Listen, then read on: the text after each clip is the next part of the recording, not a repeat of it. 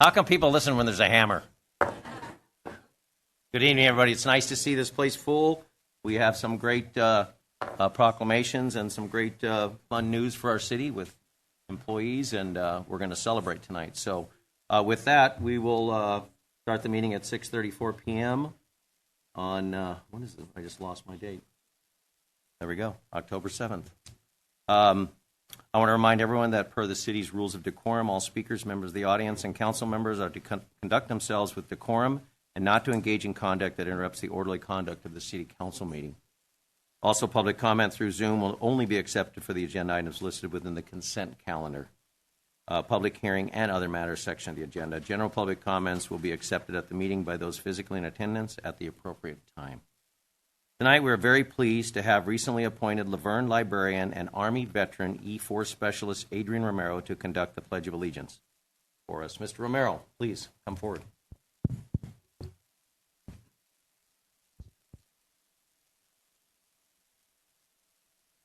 We have all first responders, military veterans, and active military, and all render a proper salute, and all others put your right hand over your heart and join me in the Pledge of Allegiance.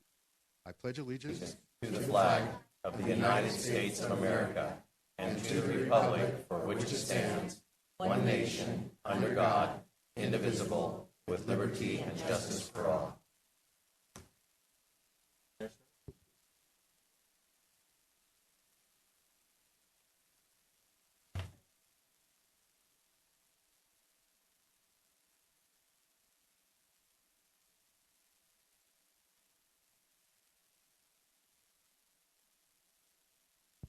Take a moment, Adrian, to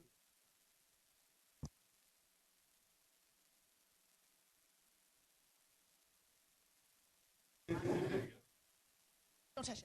It's presented to you on behalf of the Verne City Council, the U.S. Army Specialist E4 veteran Adrian Romero, with sincere gratitude and appreciation for your dedicated service to our country. And now, thank you so much for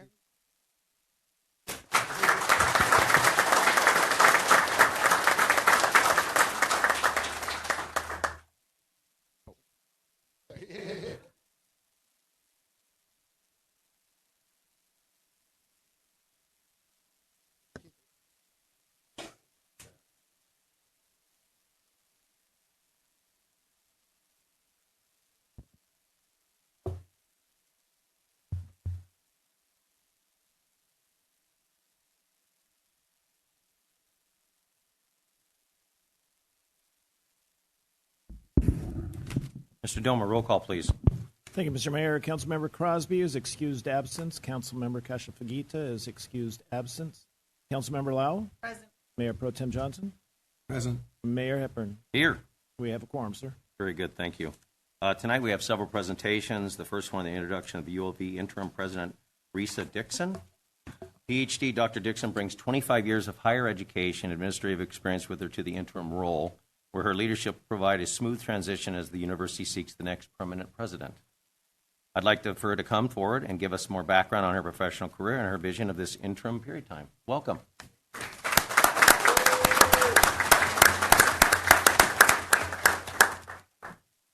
Good evening, esteemed Mayor Hepburn, honorable council members, and community members. I am just thrilled to be here. I can't tell you how happy I am to have the honor to serve in this role at this time. There is so much going on and so much excitement in higher ed generally, and I think so much opportunity for the University of La Verne. I also want to add that it's especially meaningful for me to be back in this area. I actually spent 24 years at Cal State San Bernardino before I left 10 years ago to move to that horrible place, Hawaii. Oh, we feel it's so really bad sad. for you. Yeah. Where I served as their chief academic officer for a couple of years at the state level. But, you know, I lived here for a long time. I saw the Inland Empire grow. I raised my family in Chino Hills. And it feels a bit like coming home to come to this area. It's an area I'm familiar with. And, you know, I watched as Ontario Mills was built and that whole Rancho Cucamonga area as I drove up the 15 every day. So it's really exciting to be able to come back and give to this community and to continue to build the community. So I would like to start with what I'm focusing on as president. When I came into the institution, I think it's clear that higher ed is in a really clear state of disruption, and the University of Laverne is no different. I also want to point out that our disruption is not unusual across the nation in terms of much of the stuff we're dealing with. There's the stuff you read in the news. There's also what disciplines are we going to be offering in a few years? What will our students be doing in a few years?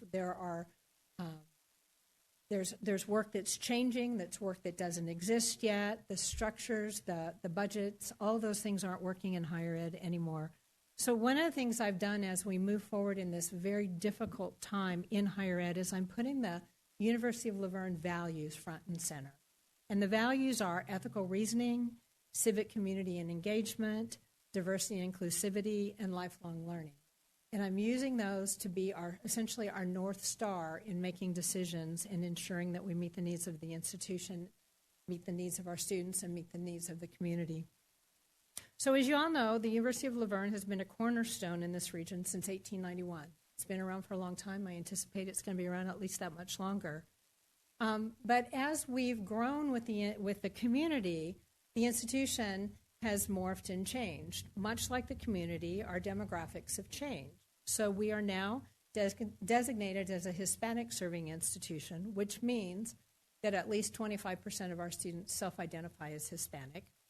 But in the most recent data poll, actually more than 50% of our students self-identify as Hispanic. So the whole region is changing, and the needs are changing in terms of who we're serving and for what purpose. But we're doing well. We're doing well. Some of you know that we continue to command honors. Most recently, we were recognized by U.S. World and News Report for Best National Universities, Best Value Schools, and as top performer in social mobility. And social mobility is one of those things that's so important to our community. And recently, the Wall Street Journal ranked us among the top 15 nationwide for student experience and mobility. I have to tell you, I was stopped by a parent the other day who told me, in retrospect, how proud he was that his son went to Laverne. He said, I thought it was a small community college, not community college, but community-based university, but now I realize he went to someplace really important. I just got a kick out of that. We all knew that it was a place important. But he was so proud that he read that in the Wall Street Journal. So there are a couple of things we're working on.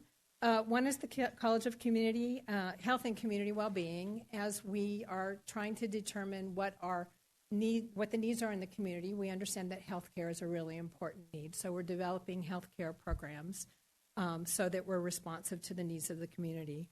The exciting things about the healthcare and all of our programs are that they tend to be rooted in cultural competence, so that our graduates can best understand the cultural needs of the very, very many diverse communities we serve in the region. We've also had some really exciting starts to the academic year. We kicked off with convocation, which brought everyone together.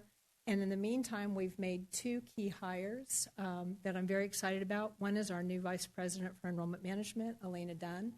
She's coming to us from Palo Alto University. And we just appointed an interim provost who took the interim position I was fulfilling, Dr. Laura Hartley, and she'll be here through the academic to help move the institution forward. We're moving very aggressively and quickly on a number of things, which is unusual for higher education and difficult in a higher education space, but it's actually quite exciting. We've also got a couple of exciting things happening for students. We have a new Black Brilliance initiative to help our African American students. We just held a very large Latino College Expo and educational fair on our campus that brought in literally thousands of students, over 2,000 students to our campus. And now I'd like to personally invite all of you to Homecoming Weekend, which is next week. It's an entire weekend of really fun stuff, along with a football game, if you all are not familiar with homecoming. And so I just want to say, if you can't hear it in my voice, as I look to the future for the University of Laverne, I'm very excited. I think there's really exciting stuff going on and a lot of opportunities to really move the institution and the community forward in really productive ways. And so thank you. Thank you all for the ability to address you all. Thank you, Dr. Dixon, and welcome.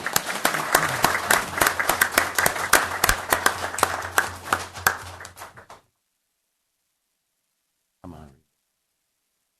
At this time, I'd like to recognize, thank you again, Dr. Dixon. Welcome to Laverne, and we look forward to your leadership in your interim.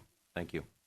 At this time, I'd like to recognize National Hispanic Heritage Month, which started September 15th, goes through October 15th.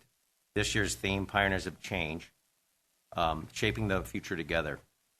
Mayor Pro Tem Johnson will read the proclamation. I wanted to emphasize the important heritage with those Hispanic descent have played in our Laverne community. We'll go down and read that.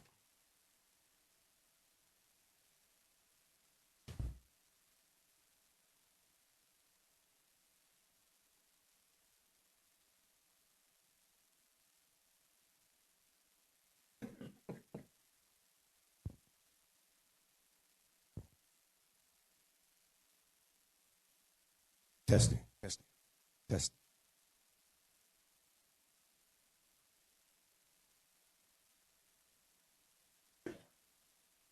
Okay, whereas National Hispanic Heritage Month celebrated annually from September 15th to October 15th, honors significant contributions of Hispanic Americans who have enriched the history, culture, and economy of the nation. And whereas the 2024 theme, Pioneers of Change, Shaping the Future Together, highlights the leadership, impact, Hispanic individuals driving progress and creating opportunity on both national and local levels. Whereas the Hispanic community is the second largest demographic in the city of Laverne, contributing greatly to the city's culture, economy, civic life, in line with this year's theme of resilient leadership. Whereas the University of Laverne, a designated Hispanic serving institution, is a vital part of the community, investing in and supporting the educational success of Hispanic students, further enriching cultural fabric of the city of Laverne. Whereas Laverne Hispanic heritage is deeply rooted in civic leadership, as exemplified by Leo Lamelli, the first Hispanic city council member from 1950 to 1962, Robert Rodriguez, who was the longest serving city council member, holding office for 31 years, from 1982 to 2013, and City Council Member Charlie Rosales, who served from 2011 to 2019. Whereas Laverne is proud to have Hispanic leaders in critical leadership roles today, who have played pivotal roles driving community growth, fostering inclusive and advancing civic engagement. Now, therefore, be it proclaimed by the City of Laverne that the month of October 2024 is recognized as Hispanic Heritage Month, and encourages all residents to celebrate the invaluable contributions of the Hispanic community to both Laverne and the nation. Thank you, Mr. Johnson. Our next proclamation. Oh, yes.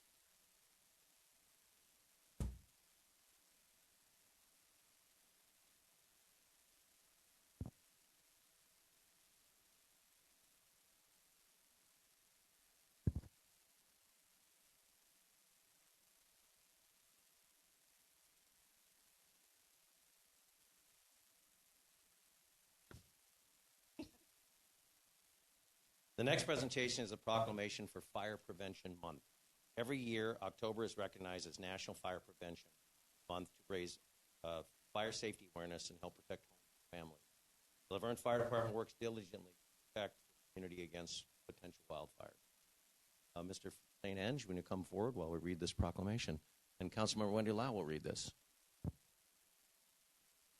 Whereas Fire Prevention Week originated from the Great Chicago Fire of 1871, which led to significant loss of life and property, inspiring a national focus on fire safety since 1925. And whereas fire prevention is essential for safeguarding lives and property, as proactive measures significantly reduce the risk of fire-related tragedies in homes, schools, and businesses. And whereas the Laverne Fire Department actively works to protect our community, providing fire safety education, conducting inspections, and promoting fire-safe practices that reduce the city's fire risk. And whereas during Fire Prevention Week, residents are reminded to practice essential fire safety measures, including testing smoke alarms, creating escape plans, and keeping flammable materials away from heat sources. And whereas the 2024 theme, Smoke Alarms, Make Them Work For You, highlights the importance of functioning smoke alarms, urging residents to ensure alarms are properly installed, tested, and maintained for the safety of their families. Now be it proclaimed by the City of Laverne that the week of October 6th to 12th, 2024 be recognized as Fire Prevention Week, and encourages all residents to visit ready.gov to identify steps they can take to protect their homes and families from fire hazards. Get a picture real quick.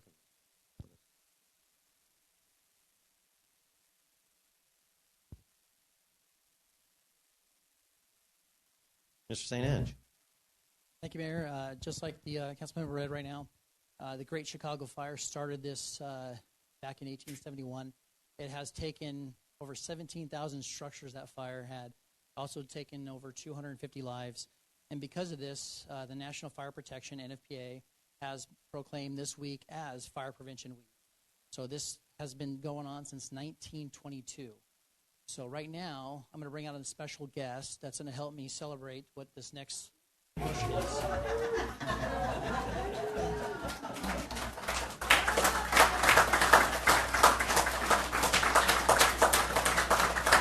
So this year's theme is smoke alarms, make them work for you. So some tips I need you guys to do when you guys get home tonight is to please check your smoke detectors. They should be checked every month. Batteries should be changed every 6 months, and every 10 years you should replace the smoke alarm. And then make sure you guys have an exit path to get outside safely. So with that, I'm going to give the council members some bags, goodie bags. And we thank you for having us. And if you have any questions, feel free to reach out to us anytime.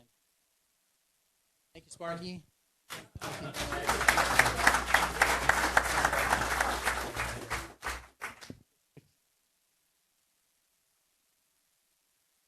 Sparky doesn't see that well, but.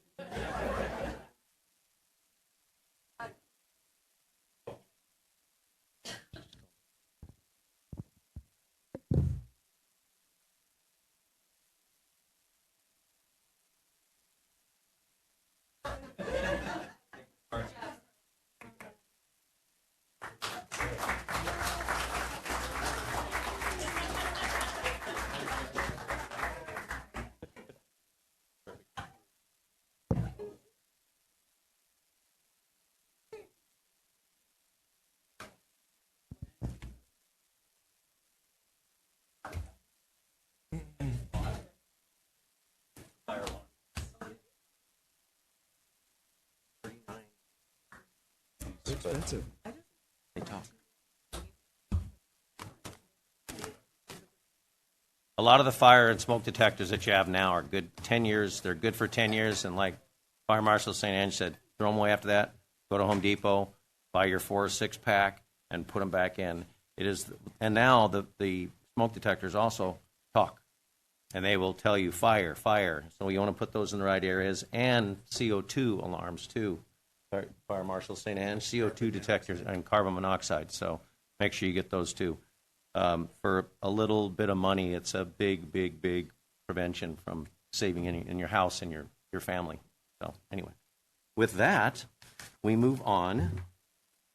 Next presentation will be the 2024 Pink Patch Project. The Laverne Police Department will present an overview of the Pink Patch Initiative, covering its mission, objectives, and progress in the promoting breast cancer awareness and how Laverne Police and other local agencies are participating in this life-saving campaign.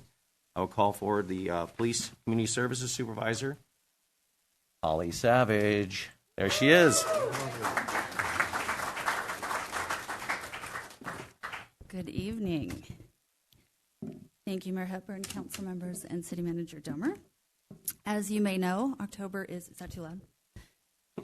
October is Breast Cancer Awareness Month, and I am here to discuss the Pink Patch Project, an initiative that plays a significant role in our communities by raising awareness, support, and most importantly, funds for the breast cancer research. This project highlights the importance of the partnership between law enforcement agencies and the communities that they serve. Throughout October, our officers will have the opportunity to wear specially designed pink patches, serving as a visible reminder to the community about the importance of regular self-checks, annual mammograms, and early detection, all of which are life-saving measures. Breast cancer remains a critical public health issue. A woman in the United States today has a 1 in 8 chance of developing breast cancer over her lifetime. Nearly 30% of women diagnosed with early-stage breast cancer later develop metastatic breast cancer. Additionally, men account for 1 out of every 100 breast cancer diagnoses in the country. Globally, breast cancer affects 2.3 million women annually, and in the United States, it remains the most common diagnosed cancer among women, accounting for 30% of all newly diagnosed cancers. In 2024, an estimated 310,720 women will be diagnosed with invasive breast cancer, and 16 of those cases will be in women under the age of 50. An additional 56,500 women are expected to be diagnosed with ductal carcinoma in situ, a non-invasive form of breast cancer. Of these cases, 66% are diagnosed at the localized stage, meaning the cancer has not yet spread beyond the breast. Early detection is critical, as treatments at this stage are typically more effective. Today, there are more than 4 million women in the United States alone that have a history of breast cancer, which includes those currently undergoing treatment and those who have completed it. To those who are currently fighting breast cancer, to the families and friends who support them, and to those just beginning their fight, we want you to know that we are here with you. You are not alone. We stand with you in the hope for a future without breast cancer. The Pink Patch Project began in 2015 here in San Gabriel Valley. The then Chief of Police of Irwindale, Tony Miranda, was inspired by a conversation he had with one of his records clerks, who had shared about her mother's ongoing battle with breast cancer. Chief Miranda recalled that in 2013, the Seal Beach Police Department raised funds locally with a pink patch, and he brought that idea to the LA County Chiefs Association.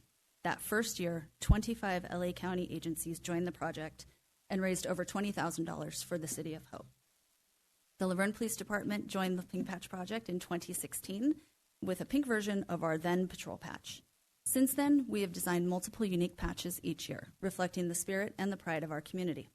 Our patches have featured the pride of Laverne roses. They've taken inspiration from the artwork that adorns the east side of the Coles Building and included a throwback to our 1951 patch, which depicted an orange in the center of a heart, honoring the city's heritage as the heart of the Orange Empire. This year, in honor of our rebrand that occurred late last year, we have gone with a pink version of our new patrol patch.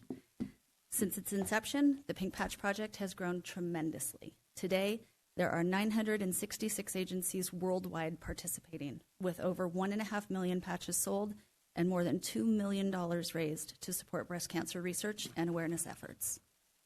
Thanks to the generosity of our residents, we have raised nearly $25,000 for breast cancer research at City of Hope. This project success could not be possible without the dedication and support of the following groups: our community members, who consistently purchase patches and merchandise, providing crucial funds for research; our officers and personnel, who wear the patches and engage the community in meaningful conversations about women's health; and of course, medical professionals who work tirelessly towards finding a cure. Together, we can make a lasting difference. Your continued support is not only appreciated, but it is essential. Every patch sold, every dollar raised, brings us one step closer to finding a cure. So how can you help? Well, there are many ways that you can join fighting to save lives. You can purchase a patch for $10 at our records department during business hours, Monday through Friday from 8 to 6. You can spread awareness by encouraging your friends and family to schedule screenings and maintain a healthy lifestyle. And you can get involved. You can join other breast cancer initiatives, such as the Come and Race for a Cure, or the More Than Pink Walk, which is actually happening this weekend in Murrieta. You can check the Susan G. Komen website for details on that event. Again, every patch sold, every dollar raised brings us one step closer to finding a cure.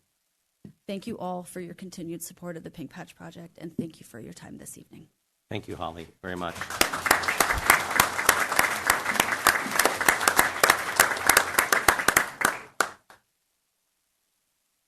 Man. Well, we'll give it a go anyway. 3 more. Cool. I like that. Thank you, Holly. Again. Oh, yeah. Wow.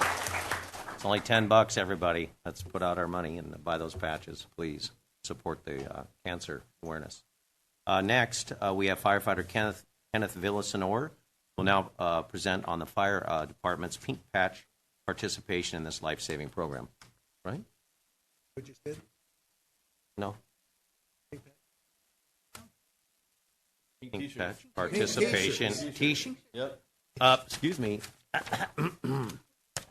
I mean, what I meant to say was You put it in front of T-shirts. you. Yeah, you don't. He's carrying it in with him. Okay, they're selling T-shirts. Thank you very much. Go ahead. You have the mic. Yeah. Welcome. Good T-shirts. evening. My name's Nice Kenny. T-shirt, by the yeah, way. we do have nice T-shirts. I'll Yes. talk about them right now. My name's Kenny. I'm here representing the Firefighter Association for Laverne. Annually, we host, we make new T-shirts, and this year, this is our model for our T-shirt. We are selling them. They are for sale every Saturday of the month from 10:30 to 12:30. And from 3:30 to 5:30 at Station 1 in front of the station. We have an Explorer and we have our ambulance operators selling them out there. They'll have a banner and it's all set up. We raise money for Breast Cancer Awareness Month. And so if you guys want to come by, more than welcome. Saturday, $25. We take cash or card. Thank you so Beautiful. much. Thank you. T-shirts. Thank you.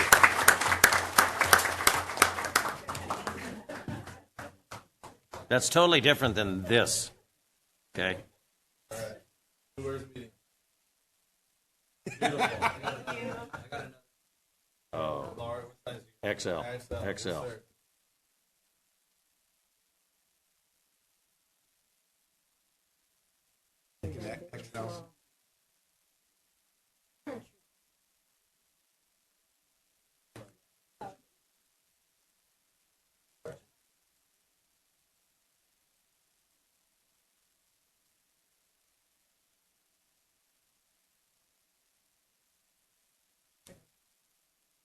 Thank you very much. Extra large. Cash is large. Do you have extra small? Rick is an extra large, and Cash would be a large. Oh, a bodysuit. He's gonna get him back for that, no matter what, man. I think if he's like, well, put it on. We're taking a photo. Like this.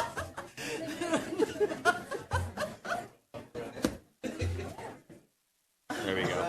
Beautiful. Thank you, guys. Right now? And the patches after? Oh, together? Okay. Okay, we're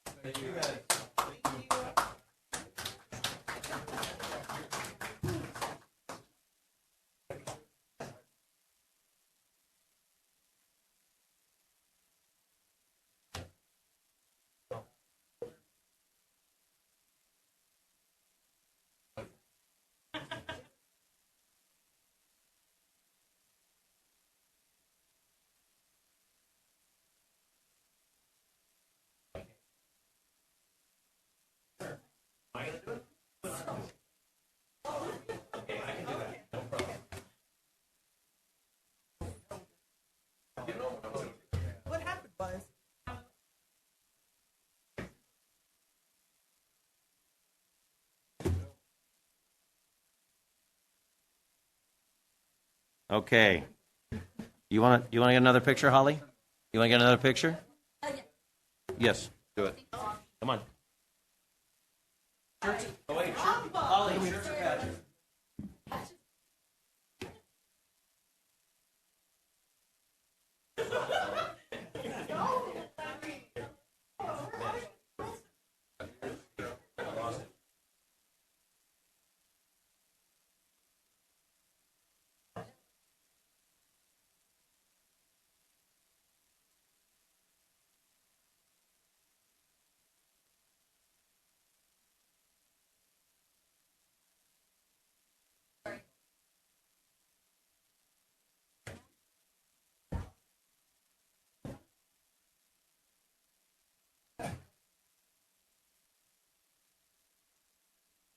The final presentation will be Police Department promotions. I know a lot of you are here for that tonight, the exciting time we do. And the Police Department has recently promoted several employees to fill existing vacancies due to retirements. I'd like to call up, well, he's already up there. Look at him. Police Chief Sam Gonzalez to introduce the recently promoted employees. Chief, you've got the mic. Welcome. Thank you. Thank you. Good evening, Mayor, Mayor Pro Tem, City Council members, city staff. Thank you for this opportunity to highlight our law enforcement family. Over the last year, there's been a lot of changes, and there's been several promotions and movement around the department. So this is an opportunity to highlight a lot of hard work and dedication that goes into each of these positions, rigorous testing, interviews, and this allows me to highlight the hard work they've done and their major accomplishments. And with them, they also bring their family members with them, so it's quite an honor to have them up here. Not only that, but our extended family, which is the community, to introduce them to the community as well, to showcase, again, their accomplishments. So we will start individually with each promotion, and the very first one that I would like to introduce will be Lieutenant J. Alvarado.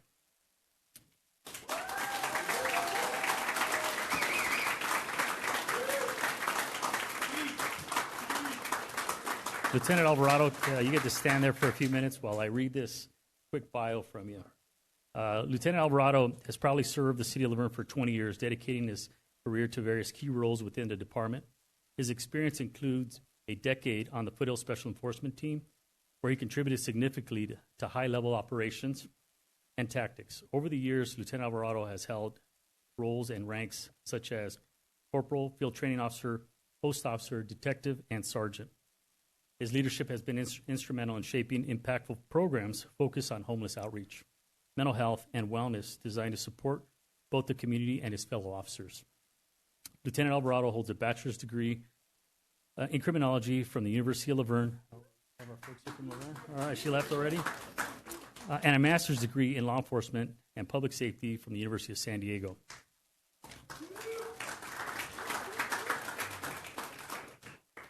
So today I introduce you Lieutenant J. Alvarado, and congratulations on your well-deserved promotion. We'll give you about 2 or 3 minutes to introduce your family and just maybe a few words. Right behind you, there's a mic. My favorite thing to do.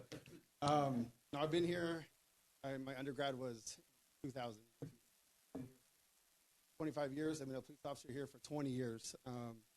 I love the city, love the department I work for, community, outstanding. I cherish all the memories I have here, and I look forward to the years of service. Thank you for this opportunity. I appreciate the support from not only the chief, council, city manager, teammates at the police. With that, I have a whole 96% of the front row. So my son Cruz, my son Chase, Auntie Heather, my wife Nicole, my daughter Ari, my son Santino, and my mother-in-law. Thank you all for the support. Come on up for a picture. Okay, come on. Come on up for a picture.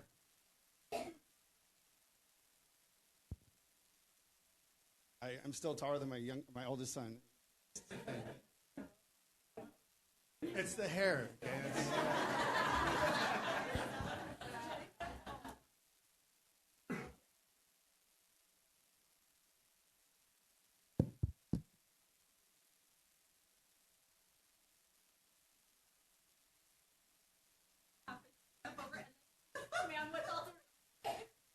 Oh my God, that's hilarious.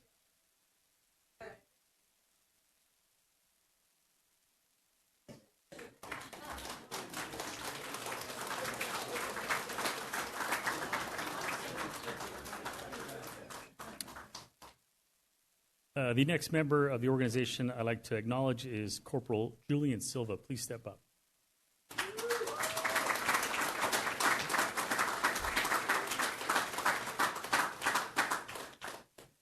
Corporal Silva was born in San Bernardino, California, where he was raised by his mother and younger brother. After completing high school, Julian enlisted in the United States Marine Corps, Semper Fi, where he served from 2012 and 2018. Currently, while in the military, Julian attended California State San Bernardino and received his bachelor's degree in criminal justice. In 2020, Corporal Julian began his career in law enforcement with the Laverne Police Department. During his time with the police department, Julian has strived to remain active within the department, currently as a member of our regional SWAT team, Honor Guard, and a sitting board member of the Laverne Police Officers Association. So please join me in welcoming Corporal Julian Silva.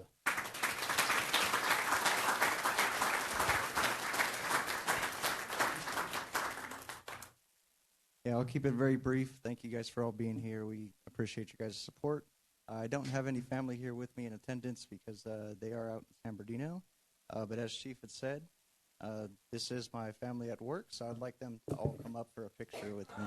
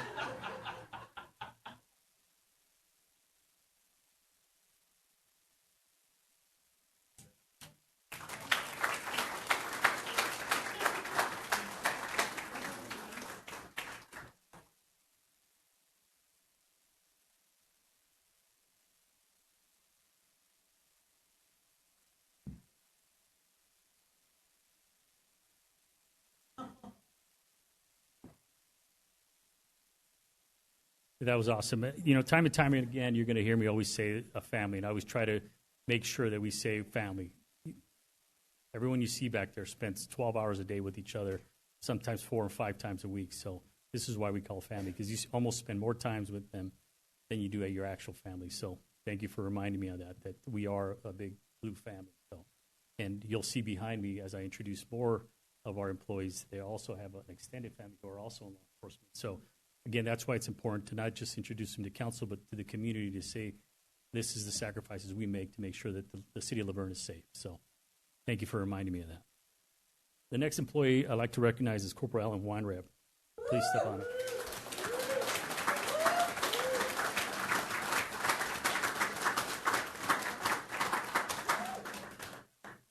Corporal Weinreb was born and raised in Laverne.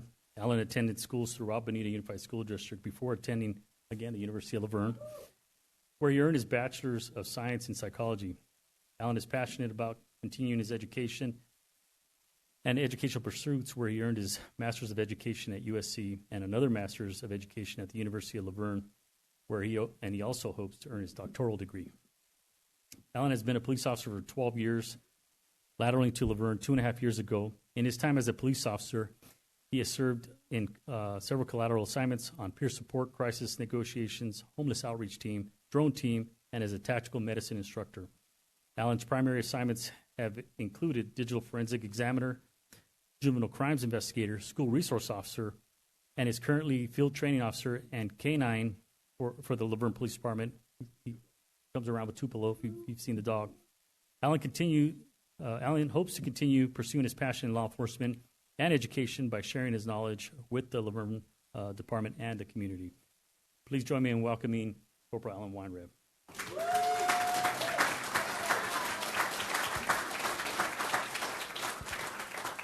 Thank you, sir. I love being put on the spot. I really want to thank all my friends and family for being here, my mom and dad, my extended family. I saw my sister here, and she ran out. My father-in-law is a retired captain who's provided me a lot of guidance. My mom and dad, mother-in-law, especially my wife. Thank you for putting up with me.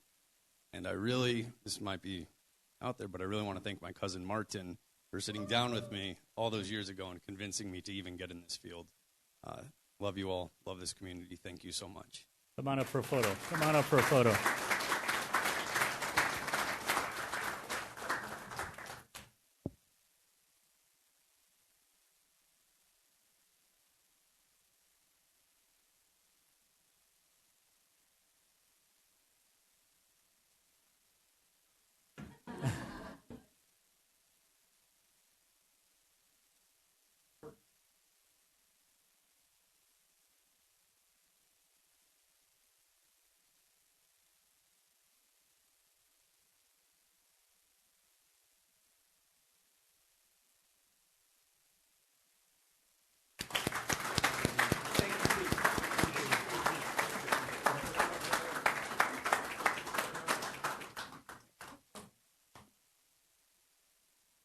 Okay, the next employee I'd like to introduce is Police Support Services Manager Rebecca Biederman.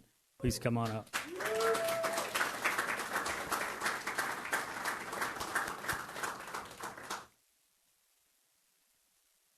Rebecca began her law enforcement career in 1991 as a police explorer and then transitioned into what would be her lifelong career in public service. In 1994, when she was hired as a public safety dispatcher with La Habra Police Department.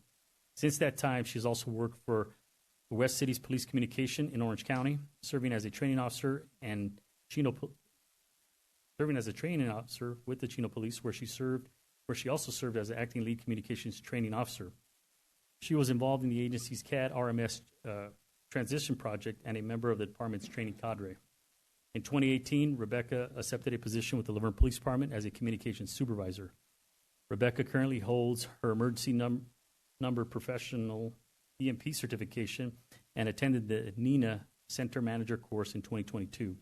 She is a graduate of the Sherman Block Supervisor Leadership Institute class number 450. In addition to her supervisory role with the Laverne Police Department, Rebecca is actively involved in various industry organizations. She serves as the Southern Chapter Director of the California CLETS Users Group, Treasurer for the Women Leaders in Law Enforcement of LA County, and a member of the Administrative Advisory Board for NINA, Women in 911. Rebecca also shares her expertise by teaching other dispatchers and officers at local academies and holds a co-chair committee position for the creation of training and standards with the Association of Public Safety Communications Officers, or APCO. Outside of her professional involvements, Rebecca has been married to her awesome husband, also a United States Marine, for 22 years. I added that. And two boys, ages 17 and 20. During her free time, Rebecca loves to travel, experiencing new places and food to meet new people. Just for historical purposes, this position was once held by another non-sworn or professional staff member, but it's typically was always a male. This is the very first time we have a female in this position to bring in that inclusivity, and so congratulations to that. Where she oversees, yes.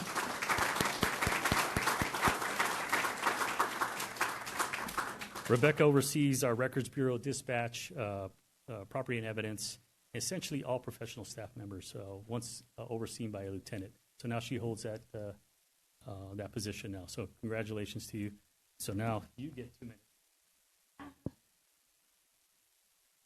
Thank you, Chief. I just wanted to say thank you for the opportunity. As you can tell by my bio, I've been at a few agencies, but I've never received this support, not only from the command staff, but from the council that I have here at Laverne. And it makes all the difference. Great. Thank you. Family? Oh, my husband, Jason. Sorry. Come up for a photo.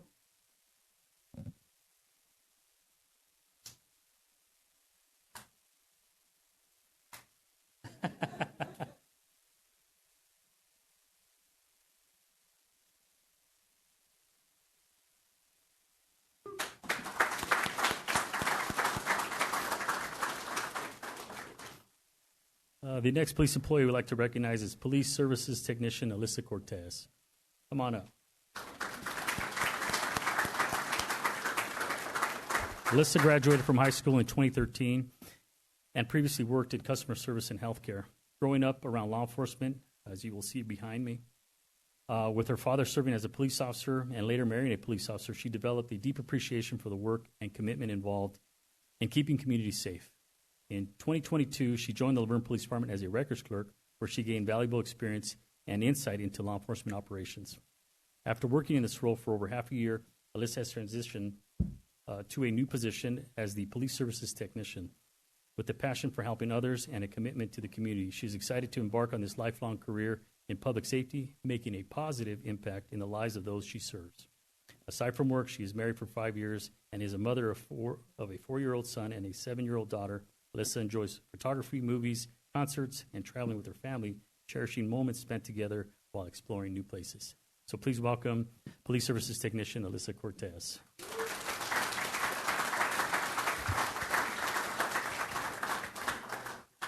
I wanted to say thank you to everyone in the city for being so welcoming. Thank you for the opportunity to grow in this position. And thank you to my family for all the support that you've given me. Started here. My father, Ray, my husband, Diego, my daughter, Mia, and my son, Noah.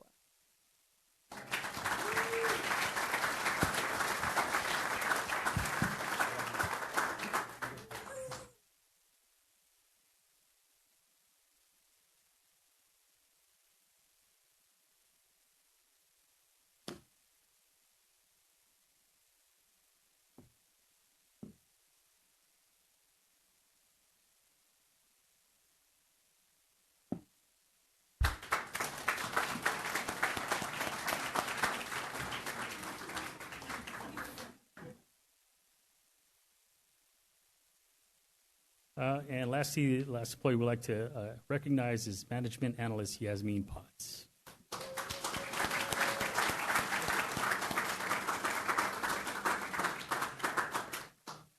Yasmin joined the department in 2018 and was hired as a police records clerk. From there, she became the department's police services technician, where Alyssa has just taken over, serving as a property and evidence officer and court liaison officer.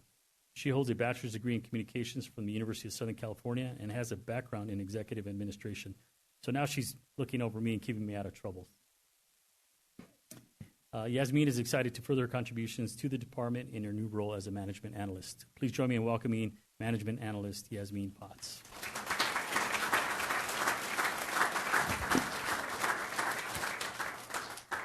Thank you, Chief, for the opportunity. Thank you to my work family for leadership and support. And thank you to my husband, daughter, and son for all of your encouragement and support. I am thrilled to continue contributing to this city and to the department. Yes, please come on up for a photo.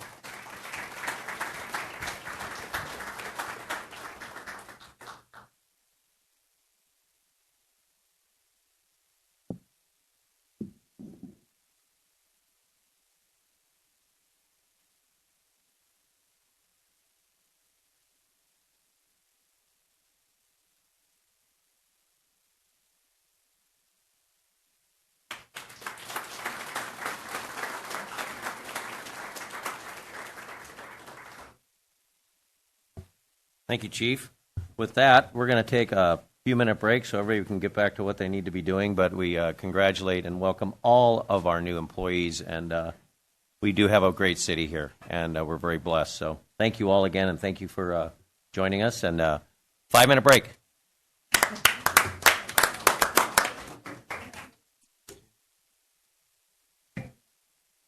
We're going to start the meeting back up at 7:31 p.m. Announcements of upcoming community events. As some of you may already know, we are currently inviting the Laverne residents to participate in our community survey. The City Council is preparing for the 2025 strategic planning process, and we want your voice to be heard. This plan will guide our city's future, addressing the needs of our community by blending our core values, specific goals, and your feedback to create a strategy and will shape the next few years.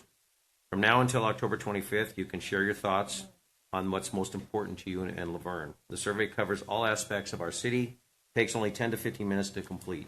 Your input is essential in crafting a plan and reflects the priorities of our residents. And as a bonus, residents who complete the survey can enter a raffle. As of today, which is very underwhelming, we received about 70 responses. I know it's new, but we can do a lot better than this. We have 32,000 plus people, or we can do a lot better than that. So, this evening, we'll also be pulling a name for a raffle prize. Aaron, come on forward.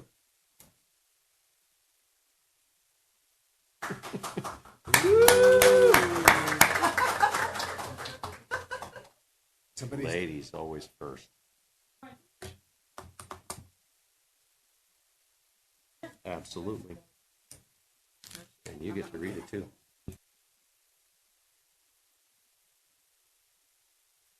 Lizzie Pulver.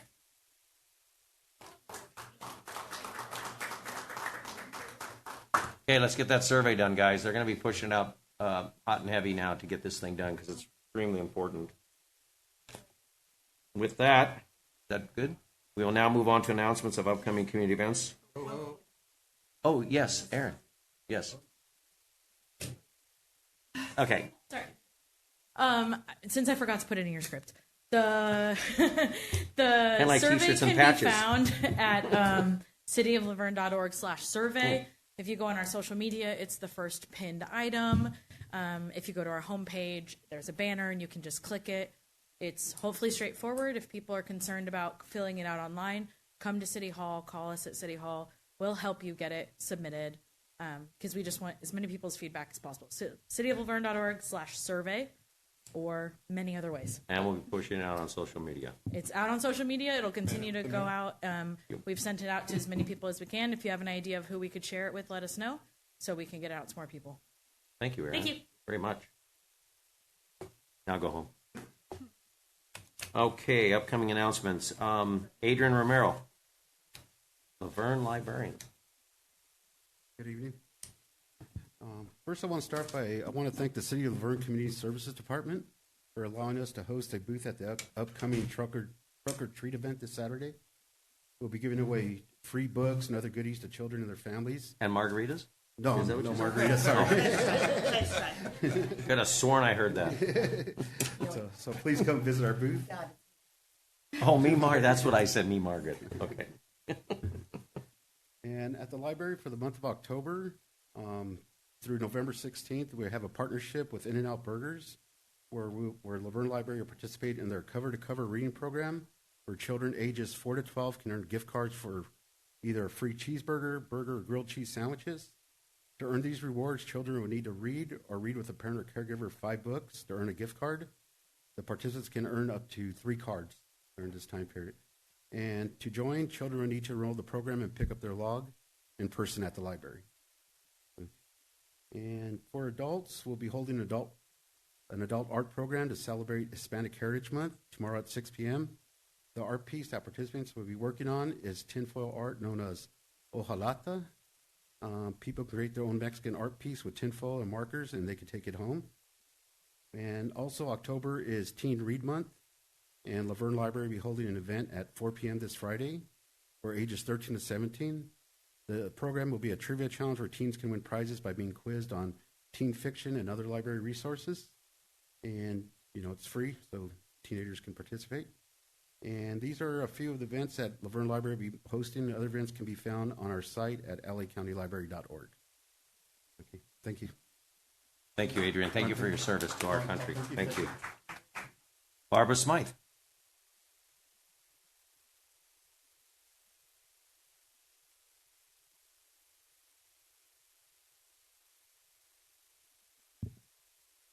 Apparently, October is the month of celebrating everybody. So we're being aware of all kinds of groups. It is also National Disability Employment Awareness Month. So one more thing to remember. This is the month we celebrate the value and talent workers with disabilities add to America's workplace and economy. Its purpose is to confirm our commitment to ensuring disabled workers have access to good jobs every month of every year. The gallery at Hillcrest is very proud and very honored to be showing 4 artists from the Tierra del Sol studios in Upland, whose mission is to champion inclusion and value for all people with disabilities through creative pathways to employment, education, and the arts. The exhibit is called Seeing One Another and is a collection of portraits, people in the act of seeing. So people whose gazes are directed at us, we direct our gaze at them. We see what the artist saw when they did the portrait of the person. And in all of that, we have a relationship and a commitment and a new understanding. So I'm inviting you to come to the reception for the artists. There are 4 artists. The reception date is Thursday, October 24th from 4 to 6. I just ordered the food, and it's really going to be good. So we'll have an opportunity to meet these adult artists, Tony Barnes, Chelsea Leninger, Christian Osorio, and Daniel Padilla. And we're looking forward to meeting them and hope that you will be able to meet them too. Thank you, Barbara. Devon Gallegos.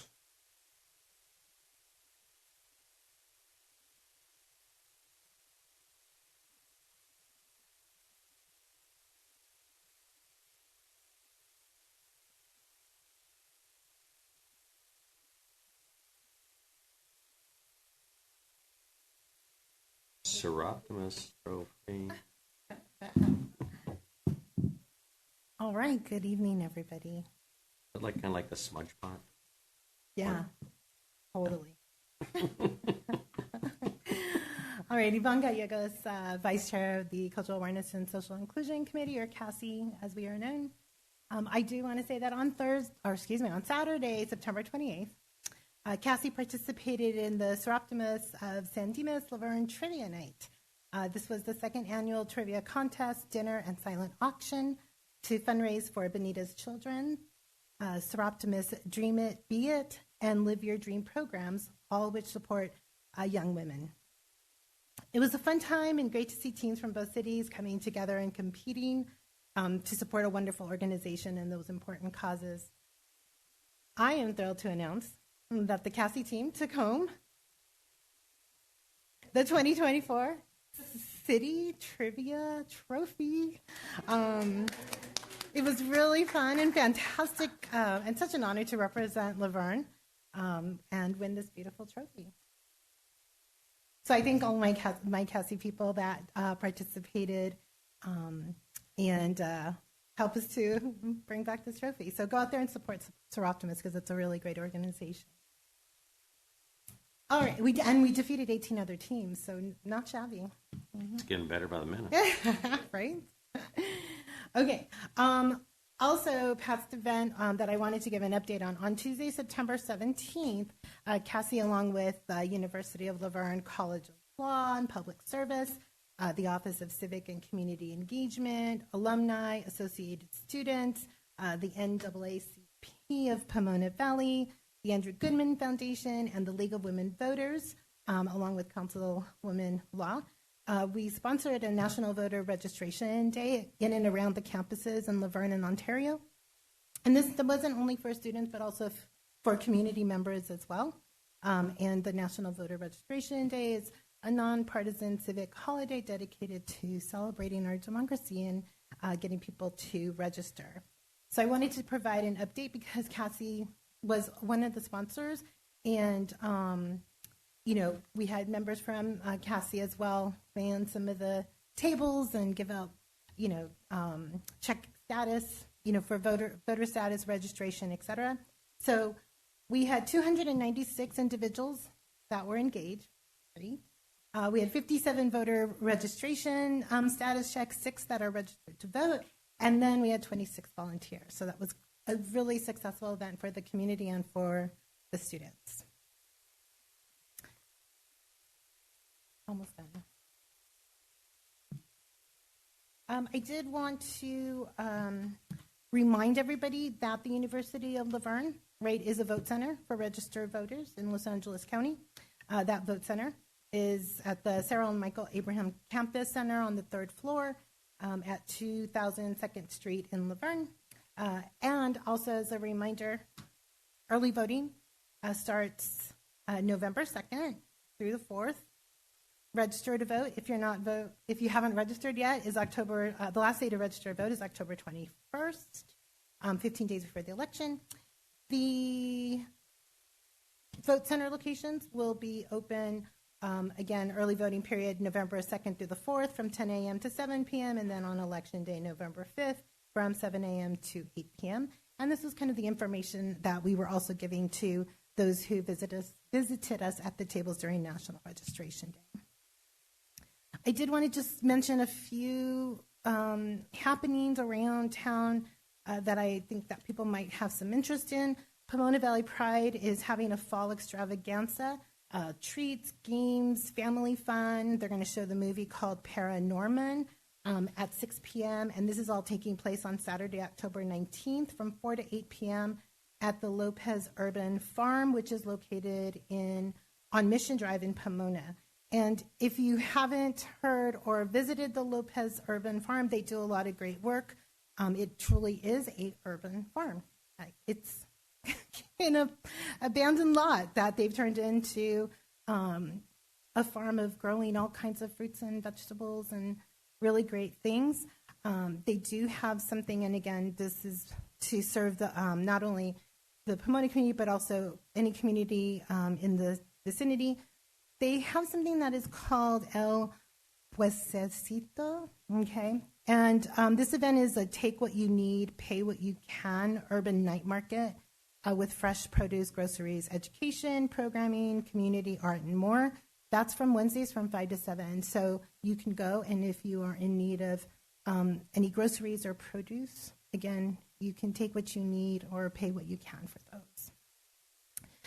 Lopez Urban Farms also gives gardening classes and has a crochet lab, etc. So it's a really great place, which I hope to, incorporate more into our community as well. Lastly, our next CASI meeting is going to be Monday, November 4th. We typically have our meetings on the first Tuesdays of the month, but because the first Tuesday in November falls on Election Day, we're moving it to Monday the 4th because we have a lot of things planned coming up, and we didn't want to make or have a meeting miss. Lastly, I thank Holly for coming up and talking about breast cancer awareness and the Pink Patch Project.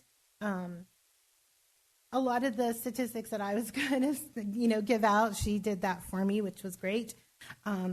I wear my pink ribbon in honor of my mother, who I lost in 2011 to breast cancer.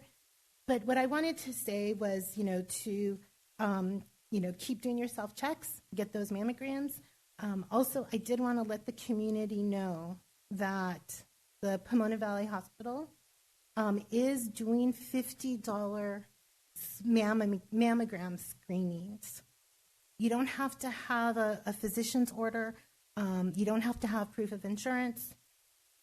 You must be over 40, no implants, no history of any breast issues in the last 5 years.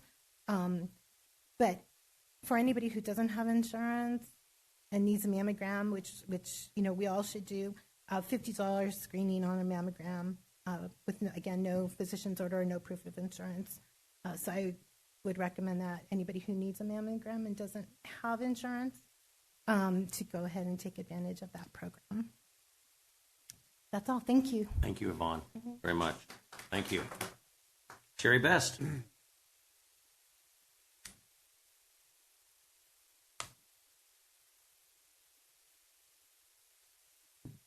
All right, and I must say, Yvonne, I have trophy envy. That's a beautiful trophy. Next year, we'll be back at you. I have some announcements for the Laverne Historical Society. On the 14th of October, we have our annual business meeting, and we're sweetening the deal by providing delicious home-baked treats. Anybody can attend, but you do have to be a member of the Historical Society to vote. We're voting on officers. We're making some changes in the bylaws. And then our guest speaker is Don Kendrick, and he's going to talk about a project he's spearheading to commemorate service of Laverne's veterans. So that will be at the Veterans Hall on Monday, the 14th of October at 7 p.m. So I say in our flyer, bring your appetite. So we'll have delicious homemade goodies for you, as I said, to sweeten the deal. Secondly, I would like to announce to save the date of November the 16th. This is a Saturday. This is the day of the Historical Society's vintage sale and home tour. So we're going to be based at the Church of the Brethren on E Street. That's the place to stop. Buy your tour ticket. We're going to be looking at houses on 5th Street, 6th Street, Bonita Avenue, E Street, and a special tour of the Church of the Brethren. That's for a $10 tour ticket. You can't lose with that.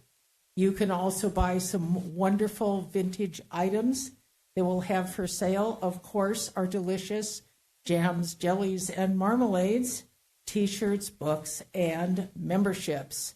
So this is the place for one-stop shopping. Come have a good time. We'll be open from 11 in the morning till 4 o'clock in the afternoon. So look for us in front of the Church of the Brethren. That's the place to go. And finally, I do want to say that all things that are alive must die eventually. The very, very old carob tree that was planted in 1910 by Henry Kuntz at Kuntz Park has lost 2 huge limbs. It is infested with fungus, and it's coming to the end of its life. And tomorrow it is being taken down by the West Coast arborists. But it is going to live on because at 7 o'clock in the morning, a group of Laverne's incredible woodworkers are going to be meeting with city staff who reached out to the Historical Society. I reached out to the woodworking contingent. We're going to be meeting at Kuntz Park, and we're going to see how much of the wood from this tree we can salvage.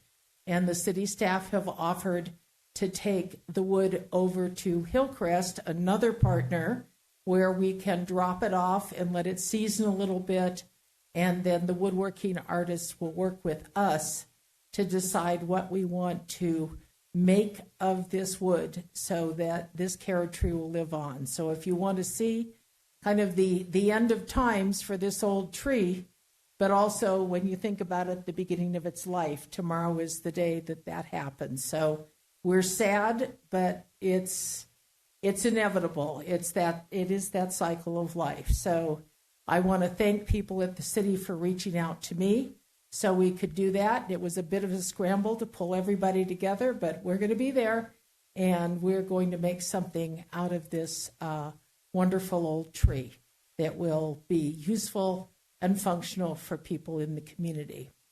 And finally, and this isn't a Laverne announcement, but for those of you who didn't hear, there was a terrible fire at the Ebell Club on Holt Avenue, which is the location of the Historical Society of Pomona Valley. And they did not lose the interior of their museum nor the ballroom, but there was a certain amount of smoke damage, and they called out to us, and if we have another opportunity for people to go over there and volunteer to help with cleanup and salvaging some of their history, which is, I'm sure a lot of it is our history too, to go over to Pomona and help out. So it was an electrical fire, not an arson fire, and it didn't take down the whole building, but it was a scary, tragic event. But we can help our neighbors in Pomona, so I'd like to make that final announcement. So I'll be putting our flyer announcements up, and if the idea of being involved in the Historical Society intrigues you, We're always looking for new members, as you know. $25 a year for a family membership, $20 for an individual membership, $200 for a life membership, and we're a busy, active organization on behalf of all the people in Laverne. Thanks so much. Thank you, Sherry. Any other announcements? Yes. I just remind everybody that strictly for announcements of upcoming events in our community, public comment will be at the end. Absolutely. Hi, my name's Brittany Allison. I serve as the Vice President for the Laverne San Dimas Educational Foundation, and I'm here today to announce our first annual wellness fair that's going to be happening on November 3rd in Coons Park.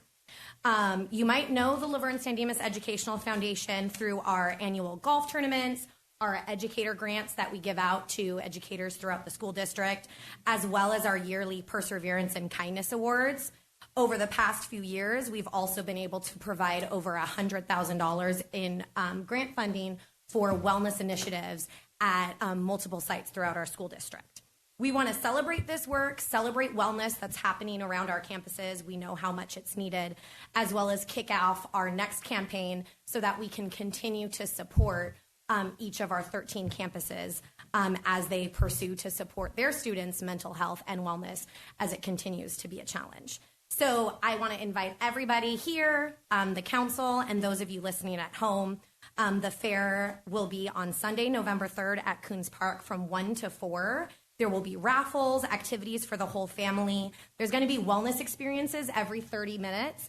And that's going to be things like laughter yoga. There's going to be a sound bath. There'll be some breath work, posture correcting stretches, vagus nerve activation, so many tools and strategies to help us stay well. And if those wellness experiences aren't your vibe, there's also going to be vendor booths for you to visit, food for sale, hot dog on a stick.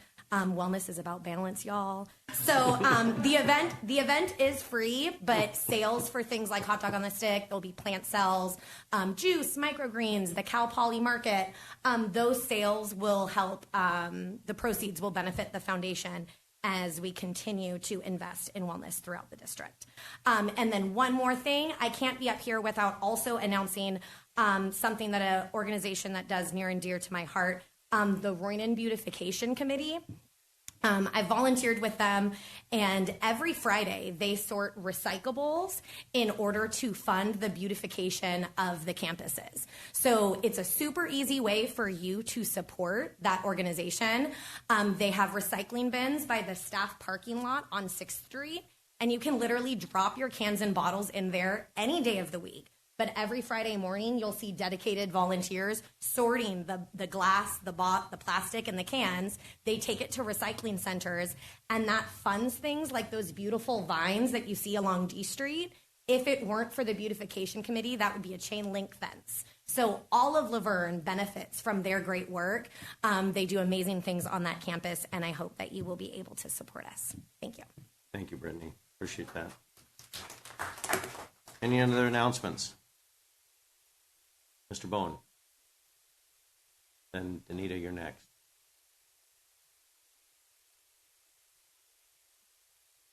Council, Mayor, Mr. Mayor, make this short. LV3C is sponsoring the Bonita Unified School District Candidate Forum. Apparently, it's the only forum that the candidates are going to have this year. We have 4 candidates in 2 different districts. It's going to be on Thursday, October 24th. Currently, the location is Rock of the Foothills Church at Bush Hall. I say currently because it's a relatively small venue, and we're still considering trying to find a little bigger spot. We're asking attendees to be 18 years or older based on that current limitation.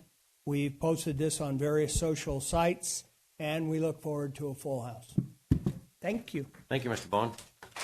Ms. Beauchamp.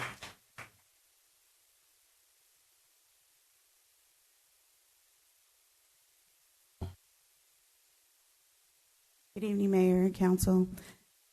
I would like to remind the residents that there's going to be a meeting this Wednesday, October 9th at 7 p.m. at the Laverne Community Center. And this is going to be pertaining to Laverne Girls Softball Association and some of the issues that are going on with that organization. We're asking that all the parents that have kids in that league to please attend. It begins at 7 p.m. And there's a flyer. I'm hoping the city will consider putting it on the website if we get it to you. I know it's short notice, but we had to make sure we were able to get that community center before we could announce the location. So it's not just for the parents, but I also think it's important for the community to understand and know what's been going on and voice their opinion and potentially help rectify the situation. So thank you. Thank you, Ms. Beauchamp. Any other announcements? We'll close announcements. I'm just going to roll over a few things that are going on in our community real quick. I'll save them for now. We have the vendor fair at Heritage Park on October 12th, this Saturday, from 10 o'clock to 3 o'clock, and that's vendors. You can purchase really great stuff. They'll have food for purchase. I know that the barn will be open with the Heritage Foundation's goods and wares and jams. They also have the pumpkin patch. The pumpkin patch it's on Saturday and Sunday from I think it's 10 a.m. till 8 p.m. I think, but also on Fridays. I'm not sure the day, but I think it's Fridays from 4 to 8. Is it Monday through Friday now? Do we have Yvonne? It's throughout the week now. It's just the field trips, they'll have them all through the week, but is it open to the public also? That's okay, so it's open to the public on Friday, Saturday, and Sunday, and then they have the field trips and stuff, but you can purchase tractor rides with the kids, and also there's the same thing for the Heritage Foundation, purchasing goods and stuff in there in the barn. But this weekend, Sunday, is going to be a really big weekend for the fair. They have some really great stuff. I would highly suggest anyone going there. It's going to be really fun. We have Trunk or Treat, Community Center parking lot, 5 o'clock p.m. to 8 o'clock p.m. on October 12th. And then on Monday, October 14th, Senior Movie Matinee at the Community Center, 12:30 p.m. And also at the end of the agenda packet, all these things are here, and they're also on our website. So please, if you want to see what's going on in the community, and as Barbara said, October's busy. There must be at least 10 to 15 things here, and that's probably not capturing most of the stuff for October. So with that, do we have any announcements? Nope. Then we will move on to consent calendar. Thank you all for sharing tonight. All items on the consent calendar are routine and will be enacted by one motion unless a member of the City Council or a member of the audience requests a separate discussion. And Council, there any request to pull an item off the consent calendar? No? With that, City Manager Domer, any request to pull anything? There were none. With that, I need a motion. It's really hard. Okay. It's only two of us. I was like, whoa. Okay. I'll move to accept the consent calendar. A second? Second.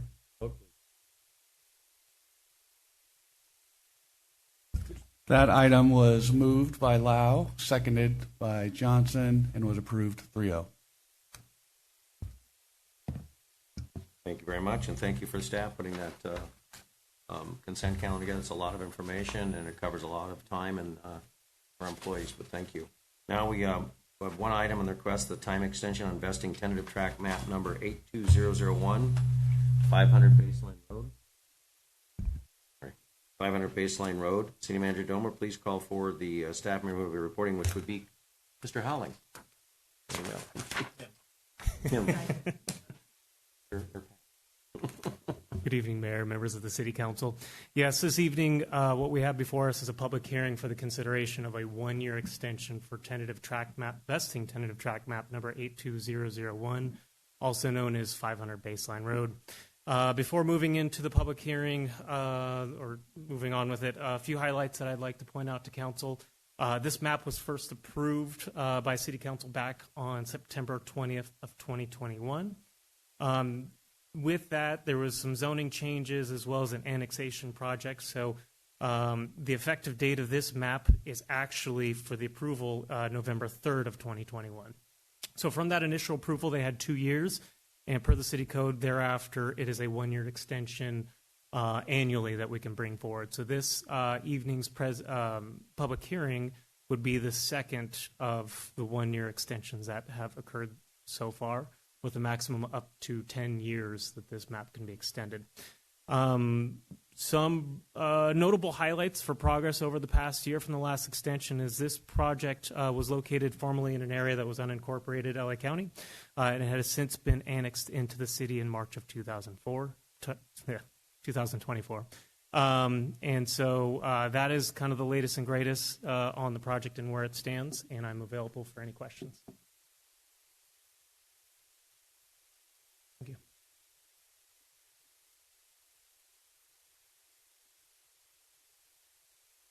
We're going to go ahead and open up public comment. Anyone wish to speak on this item? That would be no. Okay, we're going to close public comment. Council, any comments or questions for staff? No. Then I will take a motion. On their motion to approve the resolution granting a time extension to vesting tentative track VTTM map number 82001 pursuant to the provisions of the Title VII Division 2 Chapter 3 of the Government Code in the State of California, establishing a new expiration date of the VTTM number 82001 as November 3rd, 2025. Motion to approve the 1-year time extension. Second. Vote, please. That item was moved by Johnson, seconded by Lau, and approved 3-0. Thank you.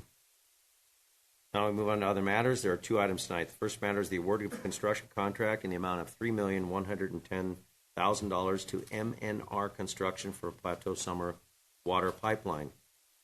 City Manager Domer, please call forward the staff member who are reporting. Mr. Ciotti, how are you this evening? Very good. How are you? Thank you. You have the mic. All right. Good evening, Mr. Mayor and members of the City Council. My name is Ryan Ciotti. I am the acting utilities manager here at the City of Laverne. The item before you tonight is a pipeline project to upgrade 2,000 feet of 16-inch transmission main. A few things I'd like to highlight about the project. The Plateau Summit Water Transmission Pipeline was installed in 1901.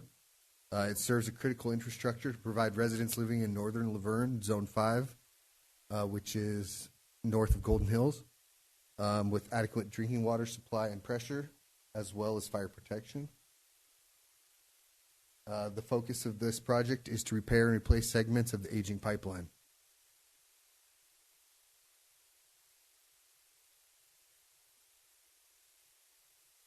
Oh, yeah.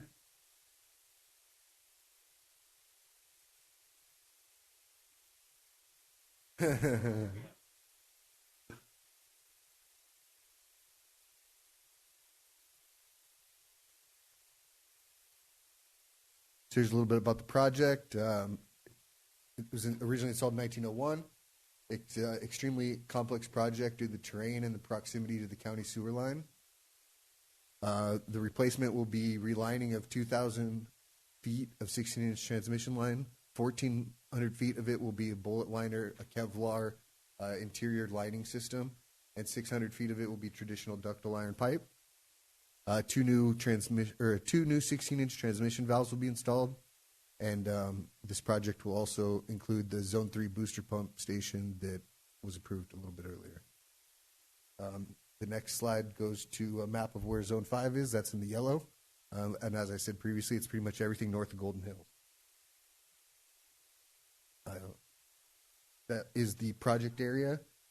Due to the unique location of the pipeline, the top and bottom segments will be replaced traditionally, and the middle section will have that bullet liner Kevlar system that I talked about. That part goes through the canyon, and it's very difficult terrain to get equipment in there, and would need reinforcement and shoring, things like that.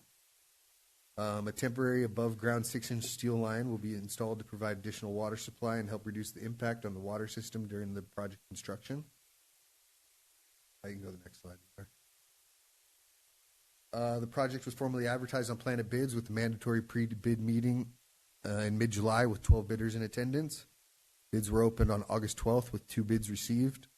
The lowest responsible bidder is M&R Construction in the amount of $3.1 million. And due to the complexity of the project, particularly the unique location of the pipeline, We're asking for a 15% contingency of $466,500. That's recommended, bringing the total potential construction cost to $3.576 million. This project was listed on the 2020 master plan as a recommendation for rehabilitation. Active construction shall be 90 working days following the Zone 3 booster station project and securing the materials. There will be no interruption or change of service.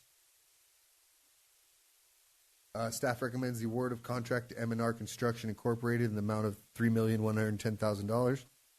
Thanks for your consideration. I'm available to answer any questions, as is our consultant, water engineer Shem Hawes from Civil.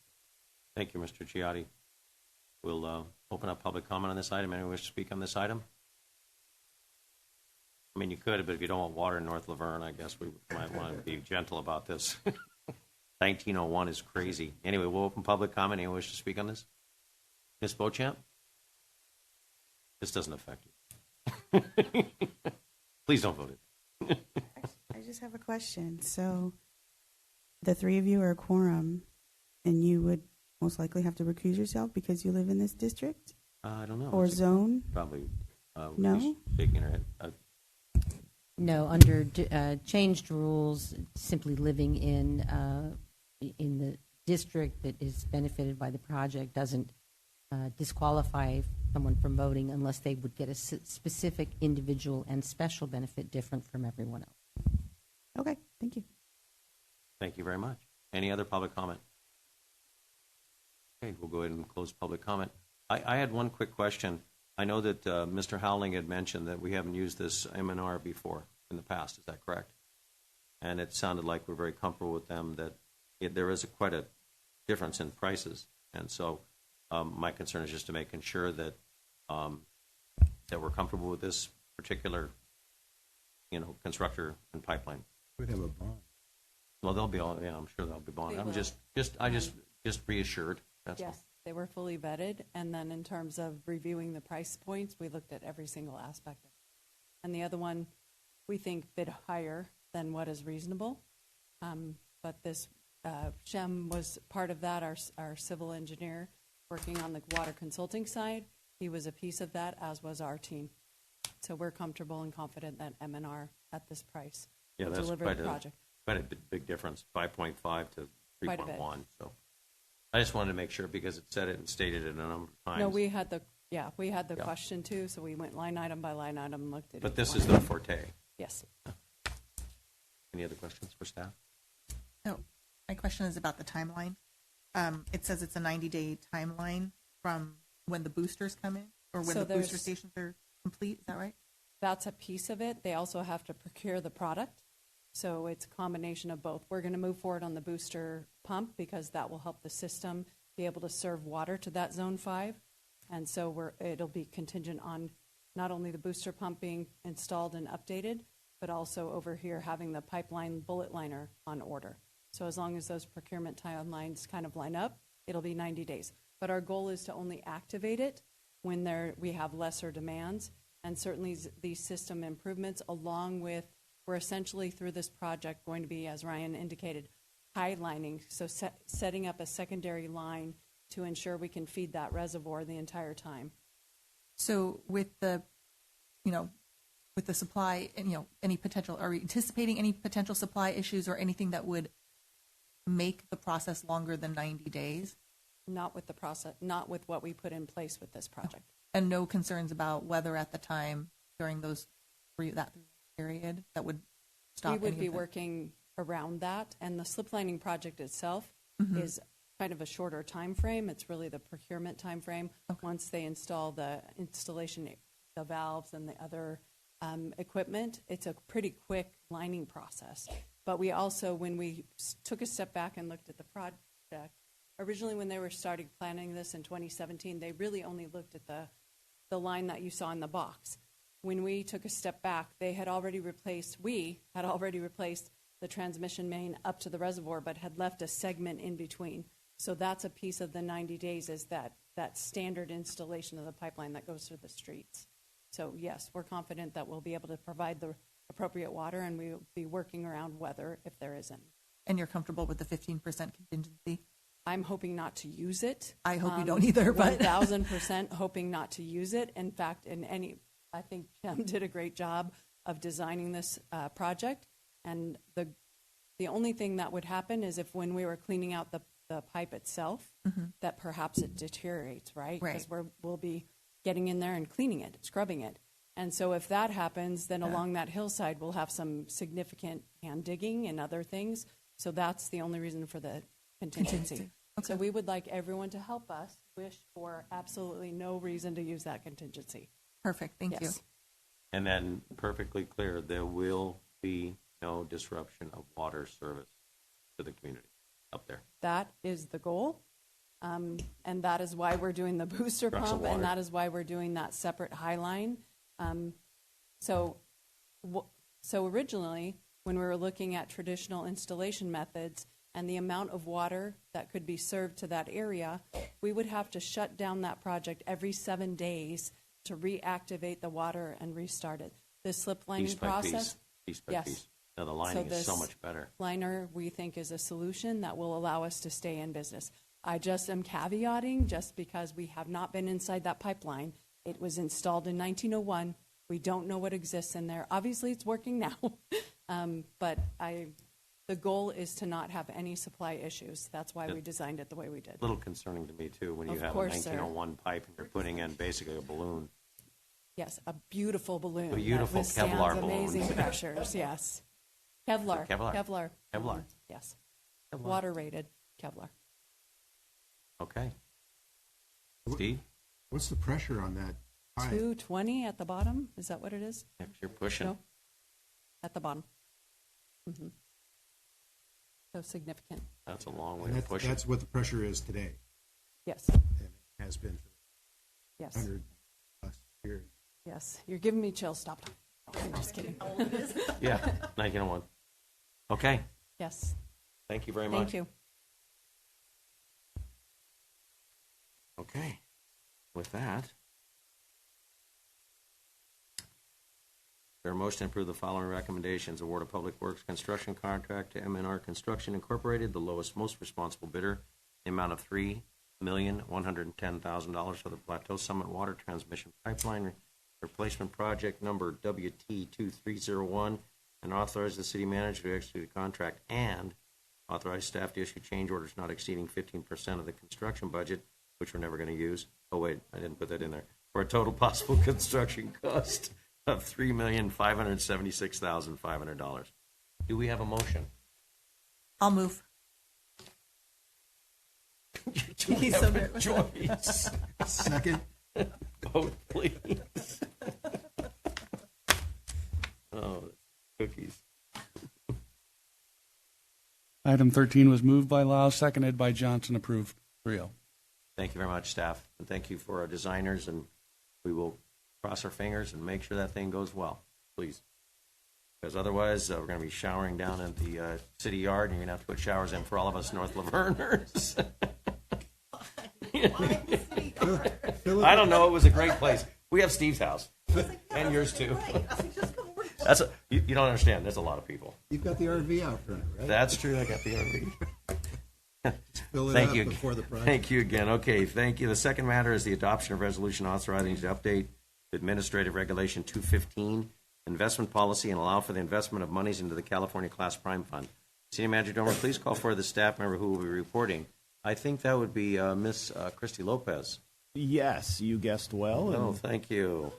Finance Director Christy Lopez will make this presentation. Thank you. I wanted to give you an opportunity to, actually introduce someone. So, well, after the patch thing with the shirt, and the patch for the firefighters is actually a shirt that said patch. So you're calling him out? Sorry. Got it. Yes. It's your night. Okay. Good evening, Honorable Mayor and Council. This evening I am presenting information supporting a recommendation for an update to the city's investment policy to allow for the investment of idle funds into the California Class Prime Fund. This is a step we're considering to better manage our public funds and earn as much as possible, all while staying within what's allowed by the state. California Class stands for California Cooperative Liquid Assets Security System. It's a type of local government investment pool where cities, counties, and other public agencies can invest their money together. By pooling our money with other agencies, we spread out risk, get better returns, and keep funds flexible for when we need them. So why should we consider this? California Class only invests in high-quality, short-term financial products that are designed to protect the principal, meaning our money is safe. It is all managed according to strict government rules as well. One of the best features of California Class is that we can access our money anytime. We don't have to worry about tying up funds or waiting for specific times to withdraw. This is important because it gives us flexibility to cover any immediate or emergency expenses. Since California Class pools funds from many local governments, we can benefit from a larger, more diversified portfolio. This often means slightly higher returns than if we were investing alone because we have more buying power. Daily yield as of September 30th was 5.04%. California Class is allowed under California Government Code Section 53601, and this section allows local governments like ours to invest in pools that follow strict investment rules. The pool is managed under a JPA, or Joint Power Authority, which ensures everything is done in accordance with law. We have an account that's similar. It's called LAIF, which is Local Agency Investment Fund. It's similar in nature and offers the same safety and flexibility as Class. So we do have a current avenue right now. The most notable difference is the investment philosophy, with LAIF being ultra-conservative and Class having a slightly broader diversification while still adhering to the state's requirements, but often offering higher returns. So the daily yield as of September 30th was 4.58%. So while an extra 0.46% at that time on investment returns based on the September 30th figure is not a huge amount, the city, with guidance from our investment advisors, are aiming to earn as much as possible, and every penny counts. By adding California Class, we would be spreading out our investments, which helps reduce risk, and even though we'd be investing in a pool, we'd still have full control and get regular updates about where the money is going and how it's performing. Similar to LAIF, there are no additional fees for us to join or participate in California Class, and any administrative costs are built into the returns, similar to what LAIF does. Adding California Class to our investment policy would give us a new tool to manage our city finances more effectively. It offers flexibility, security, and a chance for higher returns while staying within the rules set by the state. In closing, I recommend that we update our investment policy to include California Class as an approved option and open an account for the city funds. And I am available for any questions. Thank you very much. Let's do public comment, and then we'll come back. Thank you. Public comment. Emma, you wish to speak on public comment? I'll open public comment right now. We wish to speak on this item? No. Go ahead and close public comment. Christy? When we, and I think this is really good. I really appreciate this. I know we talked about this. This was years ago when we had money and funds that was basically, it was nothing. Of course, the market was different also. Definitely. But we really didn't go outside the bubble whatsoever. And this is definitely going outside the bubble as far as the money we have that's sitting most of the time, that we're going to be able to claim a good interest rate on it. The plan that we did previously to this, there was a plan before this that we had talked to an agency. This isn't the same agency. This is a different agency now. This is a JPA, and it's totally different than what we invested originally. Right. So we have Western Asset Management. Exactly. And that was the one that we had. Right. So that's like a money market. They're managing a bunch of different funds. This is very similar to LAIF, so it's short term. And it allows us more flexibility. I can actually call up the funds in one day if I need to. So it's really just trying to do that dance of how much cash flow do I want to keep in our bank account to cover the expenses that we have right now. But if I can throw $1 million up, even if it's for 2 weeks, and pull it down when I need it, as opposed to sitting on that and really earning nothing at U.S. Bank, it's better for us to do that. And so that's really what we're trying to do. And this California Class is just another option in addition to LAIF, so that really it's going to give us the opportunity to look at LAIF and see, based on the market and their investments, is LAIF better right now or is class better? And it's giving us the opportunity to really just have more diversity and I say throw it up, but put it to LAIF when we need it or put it to class when we need it. And we do have a list of quite a few cities. It is newer. It's only been around for, I believe, since 2020. But it really seems to have taken on in the special districts. That's the majority. But there are a list of quite a few municipalities that do, participate, and they are insured. It's very safe, similar to LAIF. So we will not be using Western Asset. We're still using them. That's Still using another. them. Yeah, It's this just is another- just it's another another option for us. opportunity to invest in a different way. Sounds like the access is better with the JPA as far as the funds. Looks like that's a really nice feature that you'll be able to pull if you need something. Is it Yeah. the same as Western Assets as far as the access to funds? No, so Western Asset is, it depends. We do have some short-term, but a lot of them are long-term funds. So they're investing our funds for 5 years at the maximum right now. That's what we have a limit of. And so it's not something where we can call those funds down quickly without having some kind of risk. And so we don't want to do And a that, penalty. right? And so we're making sure that we have different opportunities. So this is just another tool in our tool belt in addition to Western Asset.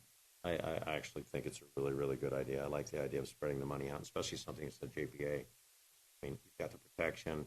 I mean, there's bullet points in there, all the investment strategies, but also the fluidity of being able to pull money out at any time and really not penalizing for it. And you can move it around real fast. Right, and it is supported by the League of California Cities, so it has been It's got a vested. great rap It is sheet safe. as far as who they're doing it.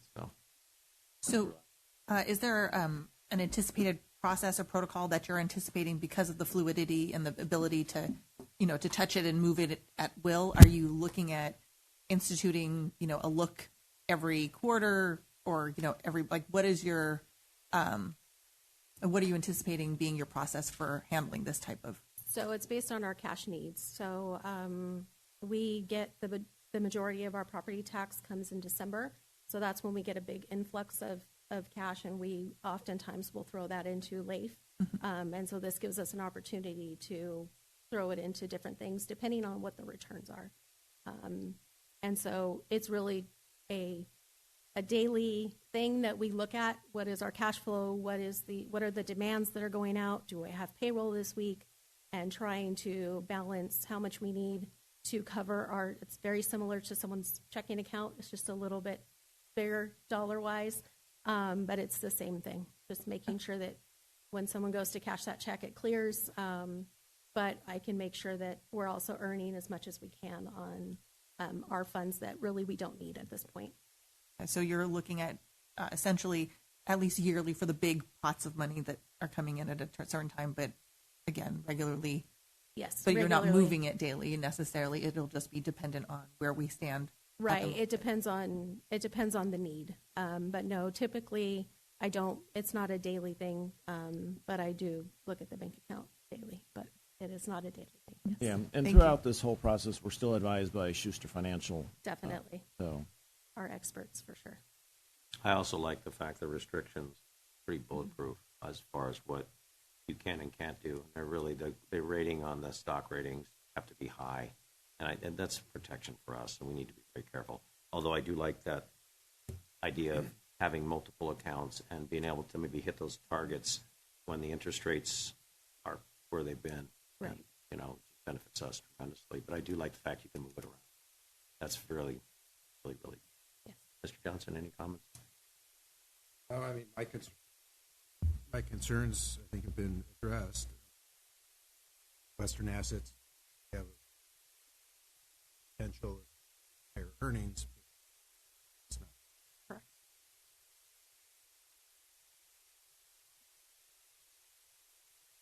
Thank you. With that, is there a motion to adopt resolution titled, a resolution of the City Council of the City of Laverne, California, acknowledging receipt and filing of the city's investment policy for public funds and authorizing the investments of monies in the California Class Prime Fund. A motion. So moved. Second. Vote, please. Item 14 was moved by Johnson, seconded by Lau, and approved 3-0. Thank you. Christy, thank you, you and your staff. Again, we're moving forward and capturing as much as we possibly can in the market, and I think that's great. Thank you very much. I know it's a lot of work. With that, now move on to public comments and oral communications. The time set aside for anyone wishing to address the City Council on items not listed on the agenda, but within the subject matter jurisdiction of the City Council. I would remind everyone that the Brown Act prohibits the City Council from engaging in discussions on any item not appearing on the posted agenda.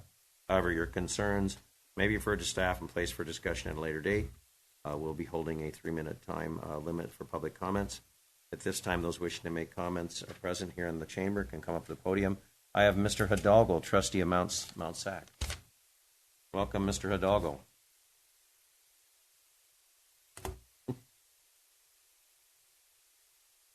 Thank you very much. Good evening. It's a pleasure to join you here. And I am here holding a sign that we just want to make and educate the residents of Laverne that, as you know, the ballots have hit each one of our homes. And tonight I'm here to share about how Mount San Antonio College's Measure V is what it is, and we're asking for your support. Mount Sac, as you know, is a jewel within the community. It's one of the largest community colleges in the state. We have a workforce training program that is exemplary, and we are one of the campuses that has the top 10 transfer community colleges in the state. In fact, nearly 300 students from Laverne actively take part who attend Bonita High School are part of our Mount Sac dual enrollment program. Mount Sac is helping students earn college credits while they are still in high school. We save local students and families thousands of dollars by offering affordable alternatives to the skyrocketing costs of universities. A yes on Measure V, which is a facilities bond, increases opportunities for local students to earn certifications, job skills, college credits at reasonable prices, and then transfer to a four-year university like the University of Verne. Measure V, a yes on Measure V, would help upgrade our classrooms, our labs, our equipment for career and vocational education programs like in nursing, healthcare, public safety, manufacturing, renewable energy, robotics, technology, and other in-demand jobs. Some of the buildings at Mount Sac are well over 80 years old, and we need basic improvements. Measure V helps remove asbestos, repairs leaky roofs and deteriorating restrooms and plumbing, improves our disability accessibility. It protects drinking water, updates stormwater systems, prevent water pollution, replaces outdated electrical and air conditioning systems, as well as fire safety systems campus-wide. This measure, if approved, would cost property owners $15 per $100,000 of assessed value. We have a bond oversight committee for transparency and accountability. In fact, many Laverne residents sit on our bond oversight committee to ensure that the district is using these funds appropriately. And so, as a result, if you look at your ballot after you voted for your Bonita Unified School District candidates, for your assembly candidates, for your state senator candidates, don't forget to vote yes on Measure V. That is my comment today. Thank you. Thank you, Mr. Hidalgo. Appreciate that. Brittany Allison. I think you're running for school board in district number 5. Is that correct? Speaking of Bonita Unified, good evening, City Council members and fellow community members. My name is Brittany Allison, and I'm excited to be here tonight. As the mother of 3 young children, I've always felt a deep commitment to help shape the community that supports and uplifts all our families. This commitment has driven me to become an active volunteer throughout Laverne, whether it's coaching soccer through ASO, serving as our Laverne San Dimas Educational Foundation's vice president, or volunteering for my kids' school's PTA. My commitment to community drives me to pick up trash on city beautification days, even when I'm 8 months pregnant. If you know my family, it's always a family affair. So I'm also at Heritage Park shoveling our wood chips with a baby on my hip for Love Laverne Day, because I truly do love Laverne. My commitment to this community is also what motivates me to run for school board, trustee Area 5. In my work, I've seen firsthand the importance of coming together despite our differing backgrounds and viewpoints to address the needs of our community. Through my experience as an executive for our family-run nonprofit, I've been able to enjoy the opportunity to partner with the city, with LVPD, with ULV, with Bonita Unified, and many other community organizations on educational engagement programs, legal clinics, and more. We do not always share the same perspective, but I do believe that our shared values of family, service, and community can be a guiding force forward. I look forward to working collaboratively to ensure that our district remains a place where all voices remain valued, all people feel heard, and our students are always, always, always put first. So I want to thank you for the opportunity to introduce myself. I am excited about the possibilities ahead. I do have information for anyone that is here in person and anyone that's listening later at home. You can also visit BrittanyForBUSD.com to learn more or reach out. Thank you for your time. Thank you very much. Appreciate it. Mr. Beltran.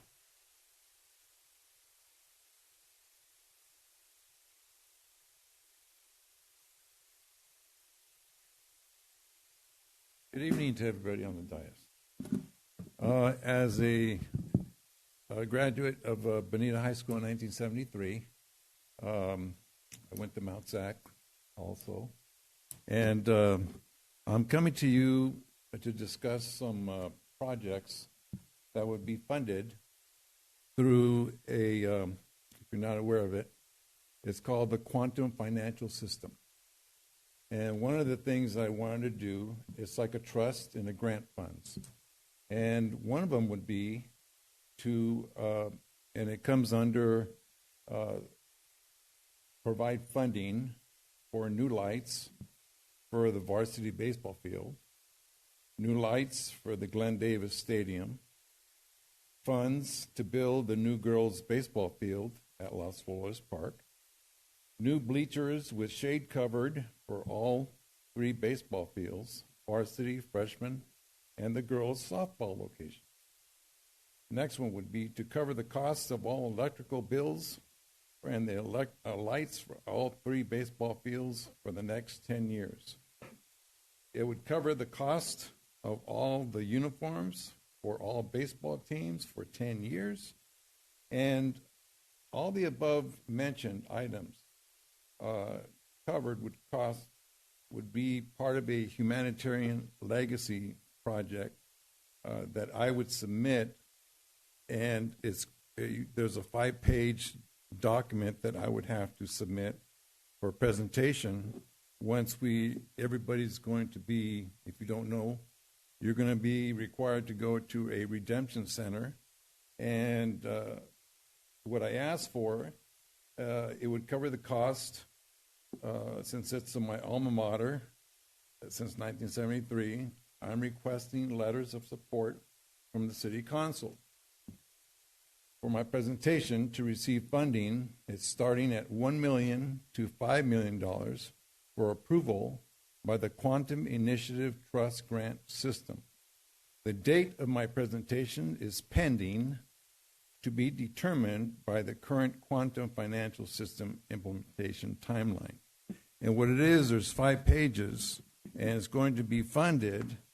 It's going to be funded because you're allowed, it's going to be from Zimbabwe being the second richest country in gold and silver and diamonds. Okay, this is a sample of a $100 trillion bond.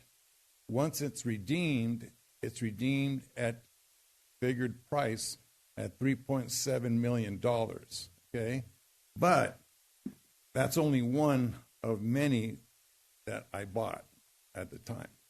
So there's 50 trillion, but I talked to your city manager last week, and those were the projects that I came up with yesterday as I was just trying to kind of make something up. But there is a quantum financial system that's around the corner because we're going to go into a new financial system altogether. So it's a possibility where when I make my presentation, I would like to have letters of support to provide that money, because it's from $1 to $5 million to cover the cost. Because I remember that when I graduated, I was hoping that I would be allowed to have my baseball uniform, because I played 3 years varsity baseball here. I wasn't allowed to have my uniform to take as a memento for years going on. And talking about just a side note is that I really would like your letters of support, and this is something that's it's clearly really close to the end of October. You've given our city, we've run over your time, sir, but if you've given the information to our city manager, we can review that as a council. We are missing a couple council members, so we can review your information if you've given it to our city manager, and then we'll go from there, and we'll contact you at a later date. Can I make one last point? If you could make it quick, if sir. you can include the wood project of the tree with my classmate that designed that logo that you have behind you, Ruben Guajardo, I really, really would appreciate that if you include him. I appreciate that comment. Okay. But we'll look at it. He's my classmate. And Thank friend. you. Well, he's a very talented individual. Yes, yes. Yeah. Thank you very much. All right. Anybody else for public comment? Mr. Bowen.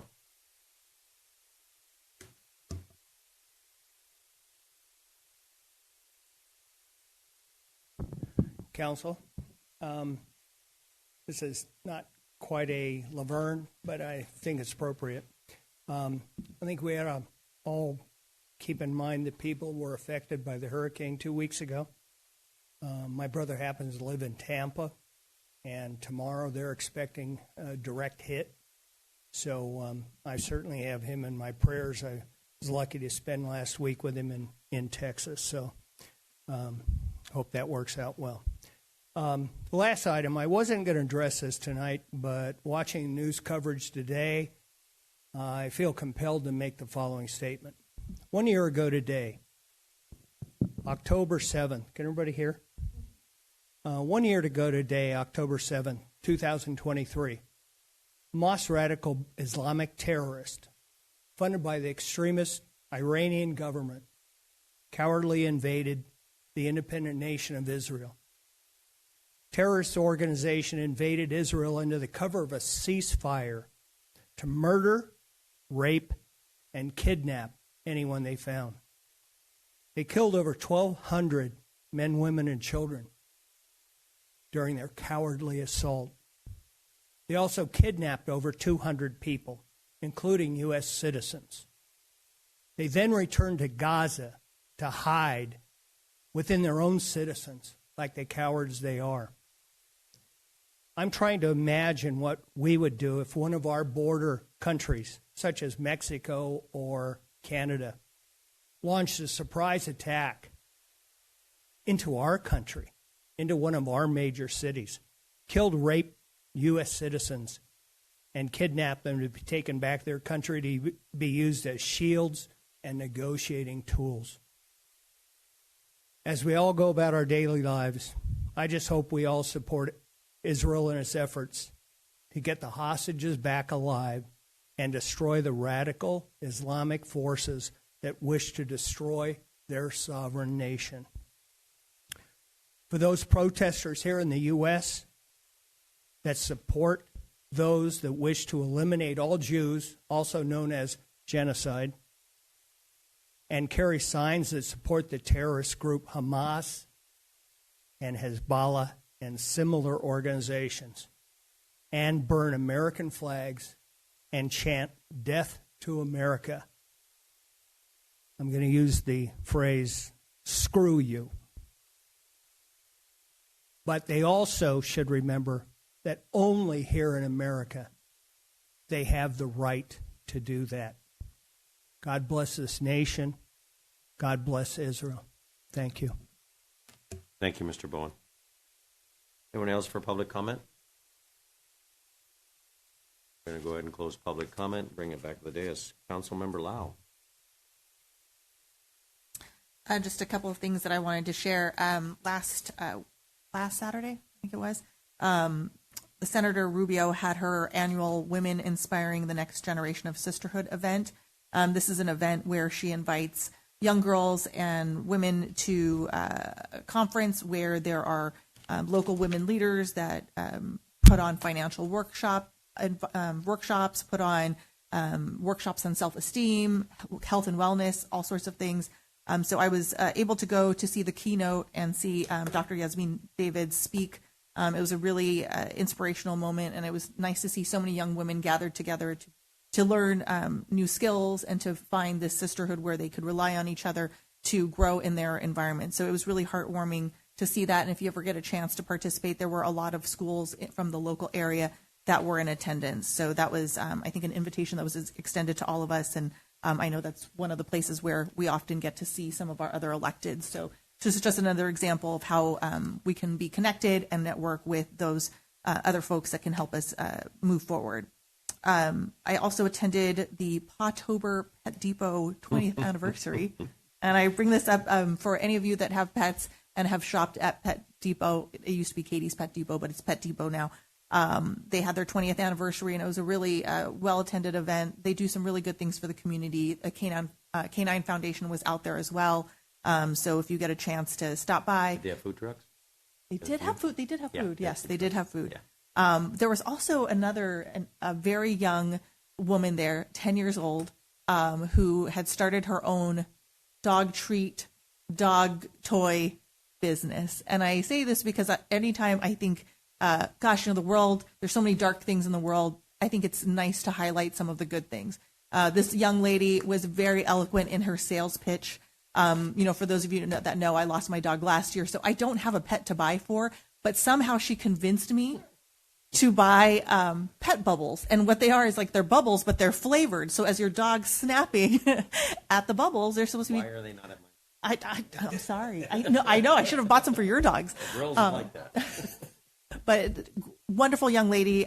She is, like I said, 10 years old and out there just doing a great job. So if you see her around, it's ONO, like is the name of it. But great stuff. And she sews her own dog toys and puts squeakers in them for the dogs. So I just said, what a little entrepreneur. I cannot wait to see what she does in the next 5, 10, 15 years. So really awesome person. And I know someone else mentioned this, that October is apparently the month of everything. So you did hear that it's Breast Cancer Awareness Month. It's also Domestic Violence Awareness Month. And so for any of you that are familiar with the House of Ruth, as always, they are looking for donations of non-perishable goods, hygiene products, etc. So if you are interested in making that donation, please reach out to them.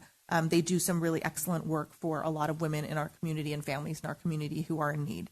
And then last but not least, ULV Homecoming is this weekend. So I know there's a lot of things going on this weekend, but there is a lot of free stuff happening at the University of La Verne for homecoming. So you don't have to necessarily pay. There are some things that you can, that require payment, but they do have a street fair. We'll have local vendors there. There will be booths. There will be students.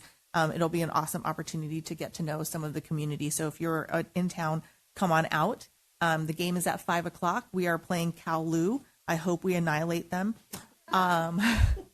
We'll see. But definitely do come around if you have a chance to. But there are a lot of good things happening. It is the same day as our trunk or treat. So get some candy, come up to the game, have fun. So as always, be kind. Have a great week. I can't believe it's already the middle of October practically. So thank you, Councilmember Lau. Mayor Pro Tem Johnson. It's time to think and take your time and vote. It's very important. It's a luxury that not everyone in other countries has the opportunity to do. It's a very important process. Please exercise your right. Stole my thunder. You've got to vote. Very important. As someone that lost an election by 7 votes, every vote really counts. And it stings hard when you know that people that didn't vote could have done it and just gotten up and done what they do. We've got elections and a major election, no matter what you vote for, you need to get out and vote. Very important. This could change the whole, this can change everything. So we must get out and vote no matter which way you vote. You need to vote. So thank you, Mr. Johnson. Again, vendor fair this October, Saturday, the 12th, Heritage Park, Trunk or Tweets on the 12th. We've got a lot of stuff happening this October. And also, I appreciate, Mr. Bowen, the fact that these victims in these storms, if go on the Red Cross website, if you can help, let's help. We're a very generous community. There's a lot of people that literally lost everything. And this storm that's bearing down right now is supposed to be really bad. So if you can donate, let's do it. Let's get on the Red Cross website. Whatever we can do as a community, let's do it. We stick together because Lord knows when it happens in your backyard. We sure appreciate the help from everybody else. So thank you, Mr. Bowen, for that. I think it's very important. We need to think about that. With that, and thank you for all attending. Tonight we're going to adjourn in the memory of Robert Paul Brannan. Robert was born on April 17, 1956, in Coronado, North Island of San Diego County. His parents moved several times before settling in Norwalk, where they graduated from Dominguez High School and immediately joined the U.S. Navy. He served as a firefighter on the battleship Enterprise during the Vietnam War. After his commitment to the military, he left the service to pursue his college education and subsequently a career in architectural design, drafting, and computer-aided design drafting, as well as raising a family. In 2017, he graduated from LA CERT training and ascended to the level 2, which holds the responsibilities of being a part of the activation and deployment team in the event of an emergency. An incredible sense of humor, which carried him through happy and difficult times in his life. Always the first responder at heart, whether it was a stray dog, an accident on the street, or a person in need, he always stepped up in to help. He loved the community of Laverne, was happy to live here for almost 10 years. Robert passed away on August 23, 2024. He is survived by his wife, Hannah, and numerous immediate family members. He will be missed forever. The next regular meeting of the Laverne City Council will be Monday, October 21st at 2024 at 5:30 p.m. Remember, at the back of the agenda, we've got all of the 9,000 things for October. So pay close attention to that. And remember, if you're not registered to vote, you don't have a lot of time. Let's register, vote, and let's everybody get out there. We are adjourning now at 8:49 p.m. Thank you all for being here.